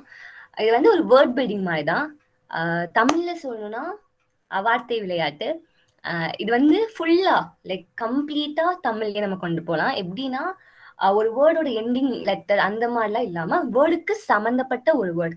ஃபார் எக்ஸாம்பிள், எடுத்துக்காட்டா சொல்லணும்னா நான் பள்ளிக்கூடம்னு சொல்றேன்னா அடுத்த வேர்டு வந்து லைக் வகுப்பறை, கிளாஸ் ரூம்ல இருக்கலாம். அதுக்கு அடுத்த வேர்டு அங்க இருக்கிற ஸ்டூடெண்ட், பள்ளி மாணவன், மாணவன், இந்த மாதிரி எல்லாமே ஒன் வேர்டா இருக்கணும். ஆனா லைக் வந்து அதுக்கு ரிலேட்டடா இருக்கணும். ஸோ நம்ம ட்ரை பண்ணலாம் ஃபர்ஸ்ட் வேர்டுக்கும் எண்டிங் வேர்டுக்கும் என்ன டிஃபரன்ஸ் வருதுன்னு. ஏன்னா இந்த மாணவன் சொன்னதுக்கு அப்புறம் அப்பா அம்மான்னு கூட போக சான்ஸ் இருக்கு. ஸோ அது எப்படி சேஞ்ச் ஆகுதுன்னு பார்க்கலாம். I just want one thing from your side, that is active participation. நம்ம எல்லாரும் சேர்ந்து ட்ரை பண்ணலாம், ஓகேவா? லைக் நம்ம பார்க்கலாம் எப்படி வந்து கடைசியில அதோட இது மாறி போகுதுன்னு. ஓகேவா, ட்ரை பண்ணலாமா? நான் ஒரு வேர்ட் சொல்றேன் அண்ட் எனக்கு வந்து பார்ட்டிசிபேட் பண்ண ஆசை இருக்கு, ஸோ நானும் வரேன். ஃபர்ஸ்ட் வேர்டு வந்து அன்பு. ஓகே, யாராச்சும் ஒருத்தாங்க. தாய். செம. Next word guys, I am expecting from your side. Third year second years எல்லாருமே. சிவம். ஓகே, அன்பு, தாய், சிவம். Next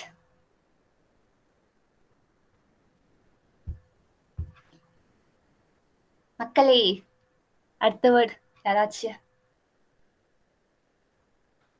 at least I want 2 words. அக்கா எனக்கு ஒரு டவுட். ஹாண்டா சொல்லு. அக்கா, அன்புங்கிற வார்த்தையை வச்சு சொல்லணுமா இல்ல சிவம்? சிவம்ங்கிற வார்த்தை. ஓகேக்கா, ஓகேக்கா. Later person சொன்னதுடா. சக்தி. சக்தி, சிறப்பு. நெக்ஸ்ட் சக்திக்கு அப்புறம் யாராச்சும். மாற்றம். மாற்றம், இங்கே மாறிடுச்சு புள்ளுது. நெக்ஸ்ட் மாற்றம்க்கு அப்புறம் யாராச்சும். நான் 5 தான் சொன்னேன், பட் ஸ்டில் எல்லாருமே வாங்க. நிறைய பேர் இருக்கோல, நீங்களும் சொல்லுங்க. லைக் இப்ப பார்ட்டிசிபேட் பண்ணவங்க கூட வீக்லி சேலஞ்சில் எல்லாருமே ஃபாஸ்டா போலாம், அப்பதான் நல்லா இருக்கும்.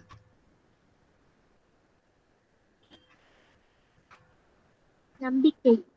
நம்பிக்கை, சூப்பர். நெக்ஸ்ட் வேர்ட்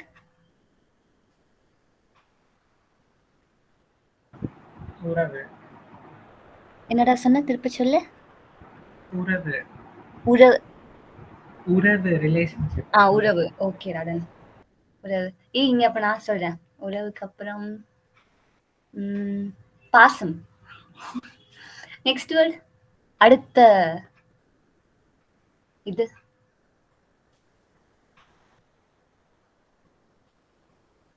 நாய். நாய்.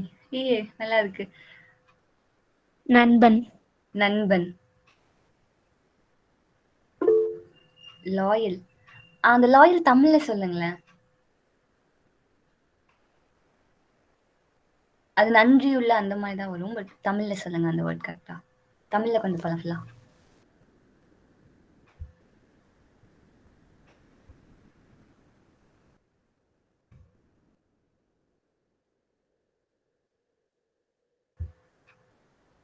ஓகே, லாயல் தமிழ்ல வச்சுக்கலாம், விசுவாசம். Next word. சூப்பர் சூப்பர், அவங்களும் பார்த்துட்டாங்க. திருப்ப சொல்லுங்க. Ajith Kumar. Ajith Kumar, great. Next word.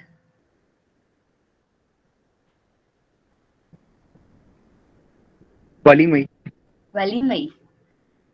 இங்க எனக்கு அப்டேட்னு சொல்லணும்னு தோணுது, but still Tamil words are only ரெஸ்ட்ரிக்டட்னு இருக்கிறதுனால தலைன்னு சொல்லக்கூடாது, சொல்ல மாட்டோம். ஓகே, வலிமை. இதுக்கு என்ன சொல்லலாம்?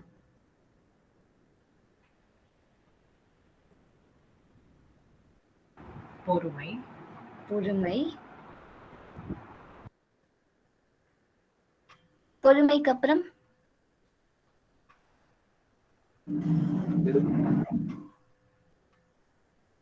எதுவும் சொன்னீங்களா விஜய்? பெருமை. பெருமை. பொறுமை. Okay, super. பெருமை. நெக்ஸ்ட் வேர்ட் என்ன வச்சுக்கலாம்?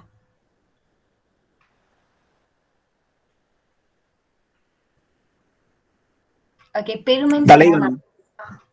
ஐம் சாரி, இன்டரப்ட் ஆயிடுச்சு. வாங்க. தலைகணம். தலைகணம். ஓகே.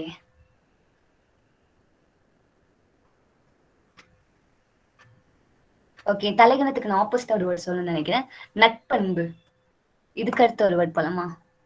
தாழ்மை சம்திங் யாரோ சொல்லியிருக்காங்க ஏதோ. இதுக்கு சொன்னீங்களா? ஓகே, நட்பண்புக்கு அப்புறம் தாழ்மை எடுத்துக்கலாம். நெக்ஸ்ட் வேர்ட் தாழ்மைக்கு என்ன எடுத்துக்கலாம்? பணிவு. பணிவு.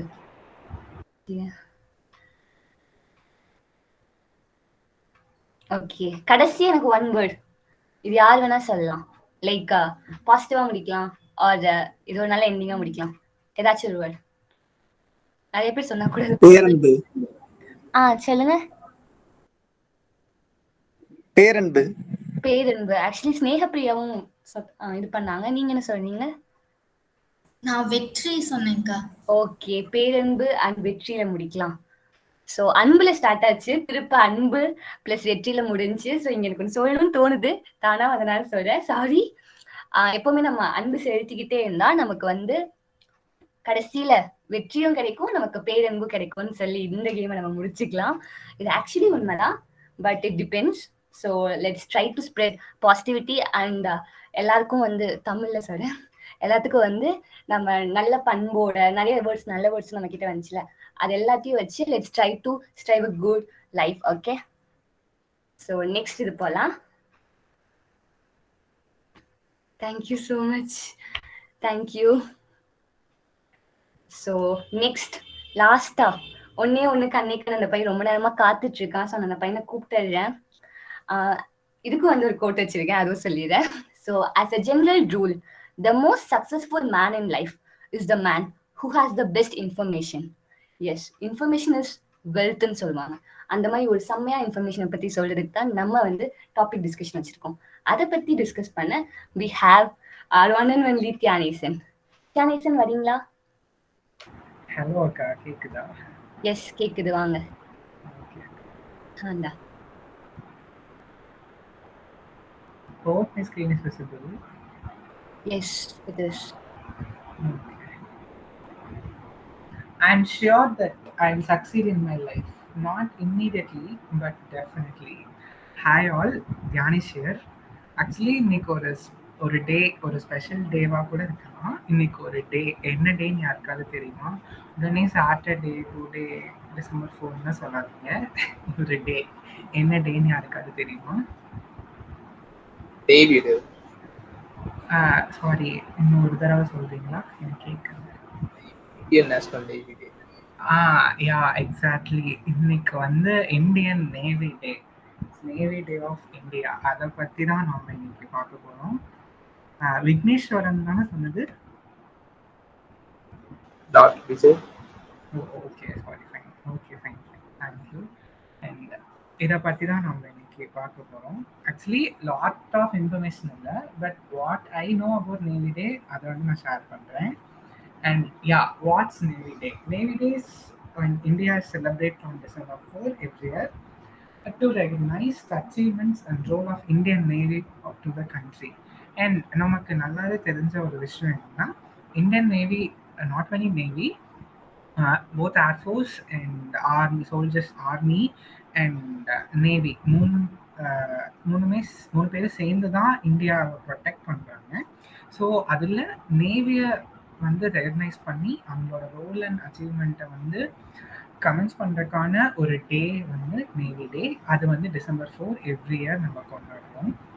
அண்ட் எதுக்காக December 4 அப்படின்னு பார்த்தீங்கன்னா, இந்தியா பாகிஸ்தான் வார் அப்படின்னு ஒன்று வந்து 1971 ஆக்சுவலி அடிக்கடி நடக்குது. பட் ஆப்ரேஷன் ட்ரிடென்ட் அப்படின்னு சொல்லிட்டு ஒரு வார் 1971 நடந்தது. அந்த வார்ல இந்தியா வின் பண்ணிச்சு. அது வந்து நேவியால வின் பண்ண ஒரு ரீசன்னால, இந்தியன் நேவிக்கு ஒரு ப்ரைடா கொண்டு வரணுங்கிற ஒரு ரீசனுக்காக அந்த நாள் December 4 அதை வந்து இந்தியன் நேவி டே அப்படின்னு கமெண்ட்ஸ் பண்ணாங்க.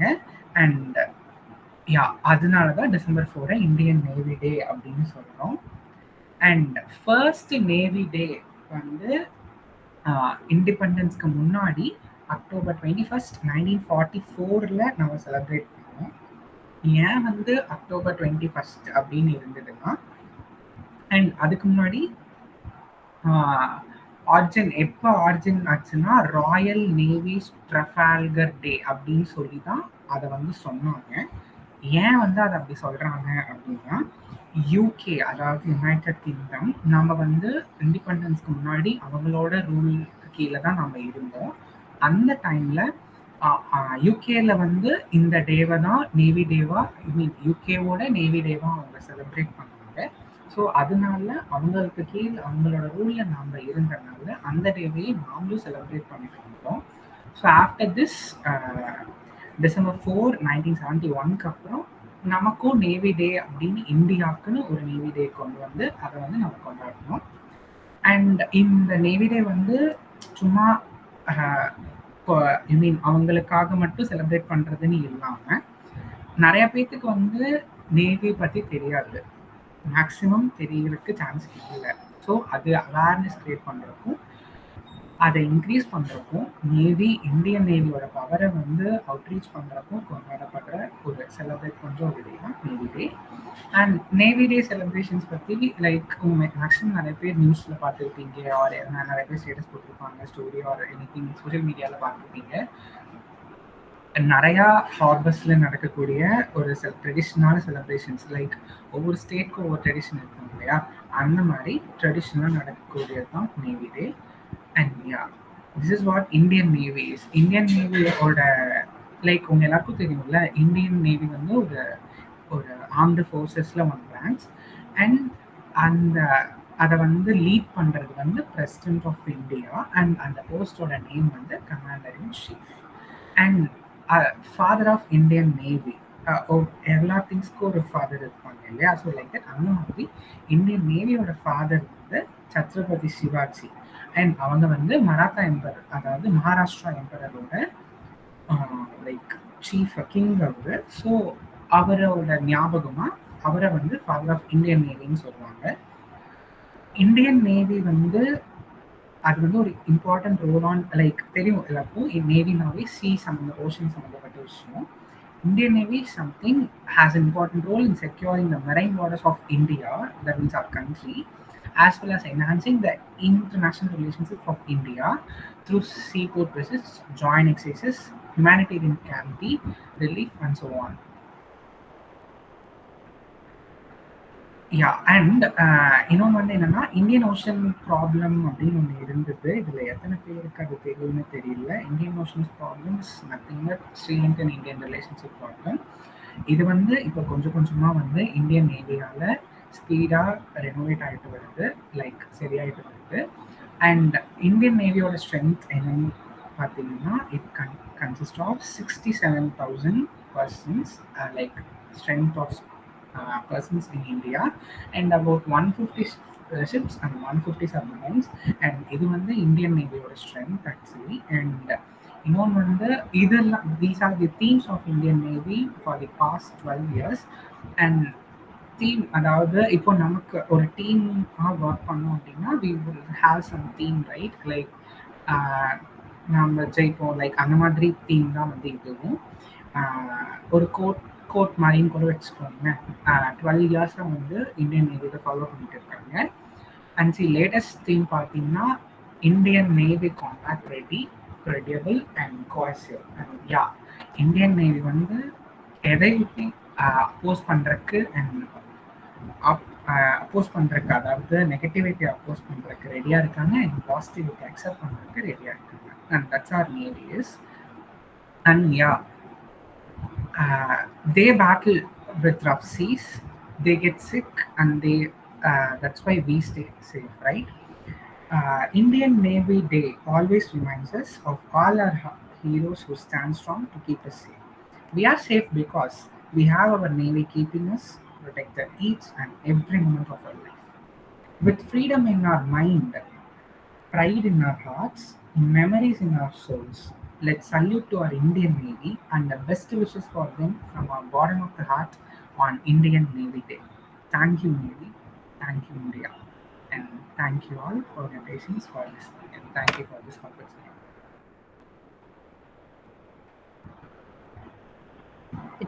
Great Dhyanesan. Actually Indian navy day பத்தி எடுத்தது இன்னும் சூப்பரா இருந்துச்சு. ஏன்னா நம்ம எல்லாருக்குமே தெரியும், they are the ones who are striving for us. அங்க நின்று நிஜமான லீடர்ஸா நமக்காக பண்றவங்க அவங்க தான்.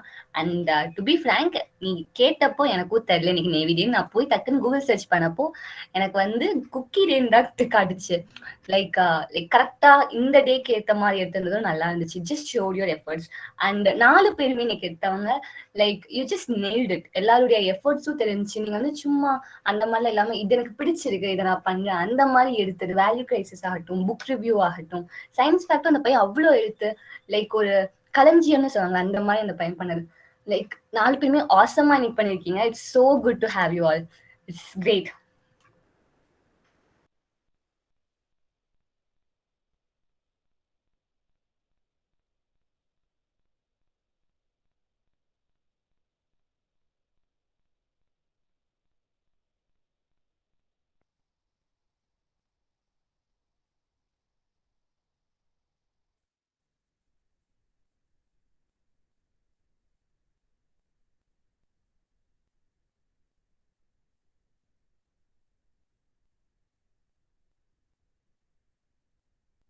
ஓகே, யாராச்சும் அப்ரிஷியேட் பண்ணுமா, அது யாராச்சும் ஃபீட்பேக் இங்க சொல்லணுமா?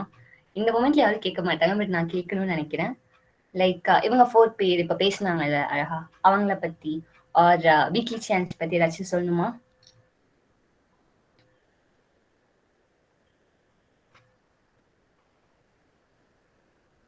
If not no problem. But ஏதாச்சும் ஷேர் பண்ணணும் அந்த மாதிரி ஏதாச்சும் இருக்கா?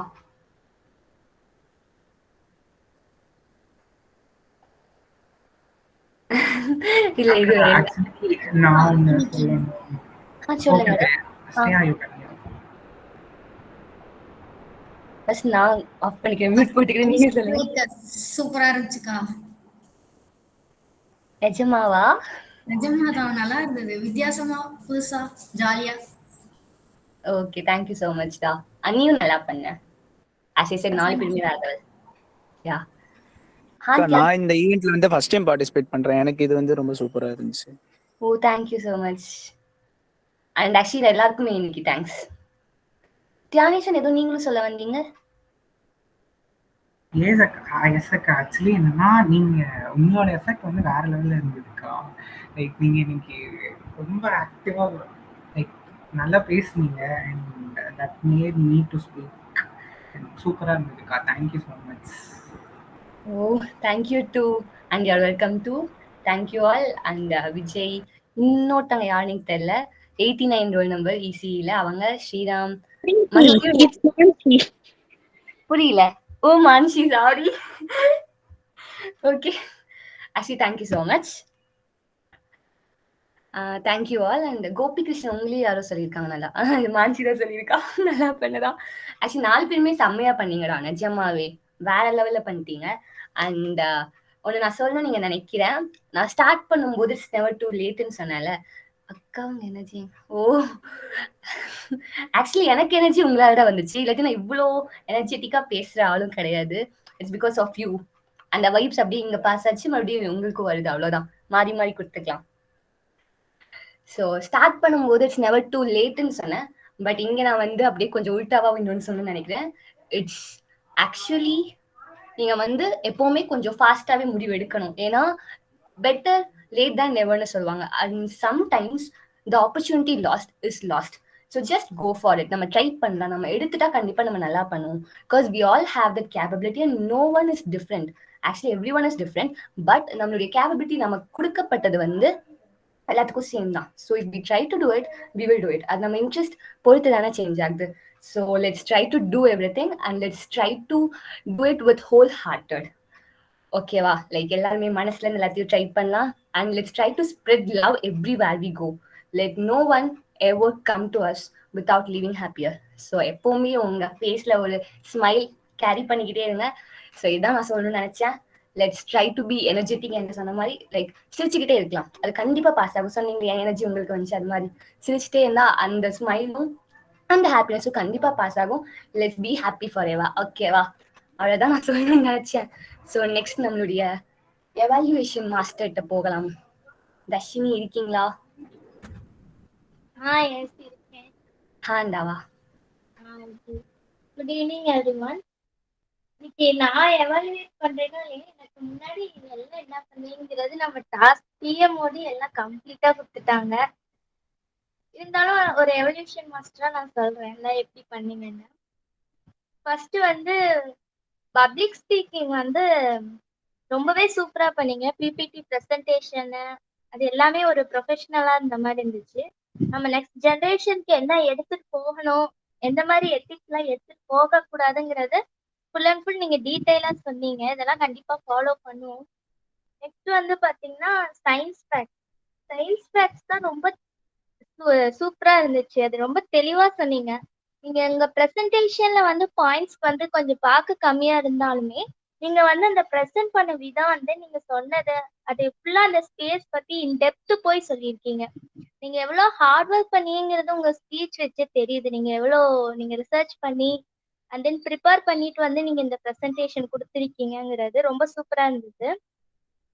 And then final and then book review வந்து பாத்தீங்கன்னா புக் ரிவ்யூ வந்து ரொம்பவே சூப்பரா இருந்தது. ஒரு தமிழ் புக் ரிவ்யூ பார்த்த மாதிரியே இருந்துச்சு. ரொம்ப தமிழ்ல கிளீனா இருந்துச்சு. அண்ட் தென் நீங்க ஒவ்வொரு ஃபுல் புக்கோடைய ஜிஸ்ட் சொல்லாம ஒவ்வொரு சாப்டர் வைஸ் எடுத்து அந்த ஜிஸ்ட் சொன்னீங்க பாத்தீங்கன்னா, அது சொன்னனாலதான் நமக்குமே அந்த புக்கை படிக்கணும் அப்படிங்கிறது வந்து தோணுச்சு. அண்ட் தென் ஃபைனலி நம்ம டாபிக் டிஸ்கஷனும் ரொம்ப சூப்பரா பண்ணீங்க. இன்னைக்கான டே என்ன அப்படின்னு ஃபர்ஸ்ட் எடுத்ததுமே ஒரு கொஷின்ல ஸ்டார்ட் பண்ணி ஃபைனலா ரொம்ப நீட் அண்ட் கிளீனா முடிச்சிங்க. அண்ட் தென் கடைசியா ஃபைனலா வரணும்னா இன்னைக்கு டிஎம்ஓடி பிரீத்தி வந்து மார்க் பண்ணிட்டீங்க. எல்லாமே ரொம்ப சூப்பரா இருந்தது. ஃபர்ஸ்ட் பிகினிங்ல இருந்து எண்டிங் வரைக்குமே ஒரு மோட்டிவேஷன் கோட் சொல்லி ஒரு லைஃப் கோட் சொல்லி கம்ப்ளீட்டா ஃபினிஷ் பண்ணீங்க. அதே உங்களுடைய டிஎம்ஓடி ஒர்க் வந்து பெர்ஃபெக்டா பண்ணீங்க. கரெக்டா நடுவுல வந்து எந்த ஒரு பிரேக்கும் இல்லாம நீட்டா கிளீனா எடுத்துட்டு போனீங்க. எங்களுக்கு ஐஸ் பிரேக்கர்ஸ்லாம் கொடுத்து அண்ட் தென் ஒரு ரெஸ்டே இல்லாம சூப்பரா கொண்டு போனீங்க. இந்த 1.5 hours வந்து போனதே தெரியல. டிஎம்ஓடினாலும் கூட சொல்லலாம். And then thank you. எல்லாருமே சூப்பரா பார்ட்டிசிபேட் பண்ணீங்க. கொஷின்ஸ்க்கு எல்லாருமே நல்லாவே ஆன்சர் பண்ணீங்க. Okay, thank you. You're welcome and thank you too, Dashini. Thank you on behalf of all too. So, in பண்றதுக்கு முன்னாடி ஏதாச்சும் எல்லாரும் சேர்ந்து பேசலாமா? ஏதாச்சும் feedback either actually not just positive கன்ஸ்ட்ரக்டிவான ஃபீட்பேக் ஏதாச்சும் இருந்தாலும் சொல்லுங்க. Let's try to take it in the upcoming ones. ஏதாச்சும் புதுசா வந்தவங்களுக்கு ஏதாச்சும் ஃபீட்பேக் இருக்கு, இந்த மாதிரி இருக்கலாம் ஆர் இது நல்லா இருந்துச்சு அந்த மாதிரி ஏதாச்சும்னா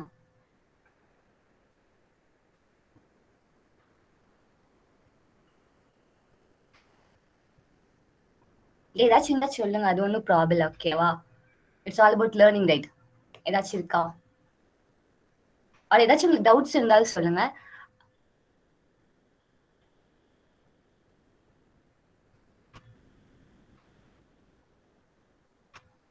ஓகே, நம்ம வந்து ஆன்லைன் கிளாஸ்ல இருந்தனால இப்படியே தான் இருப்போம். எனக்கு தெரியும். ஒரு 20 seconds வெயிட் பண்ணுவோம். ஓகேவா? ஏன்னா நானும் இப்படிதான் இருப்பேன் கிளாஸ்ல. ஸோ எதுவும் சொல்லனா எதுவும் இல்லைன்னு அதுலயே புரிஞ்சுப்பேன். ஓகேவா?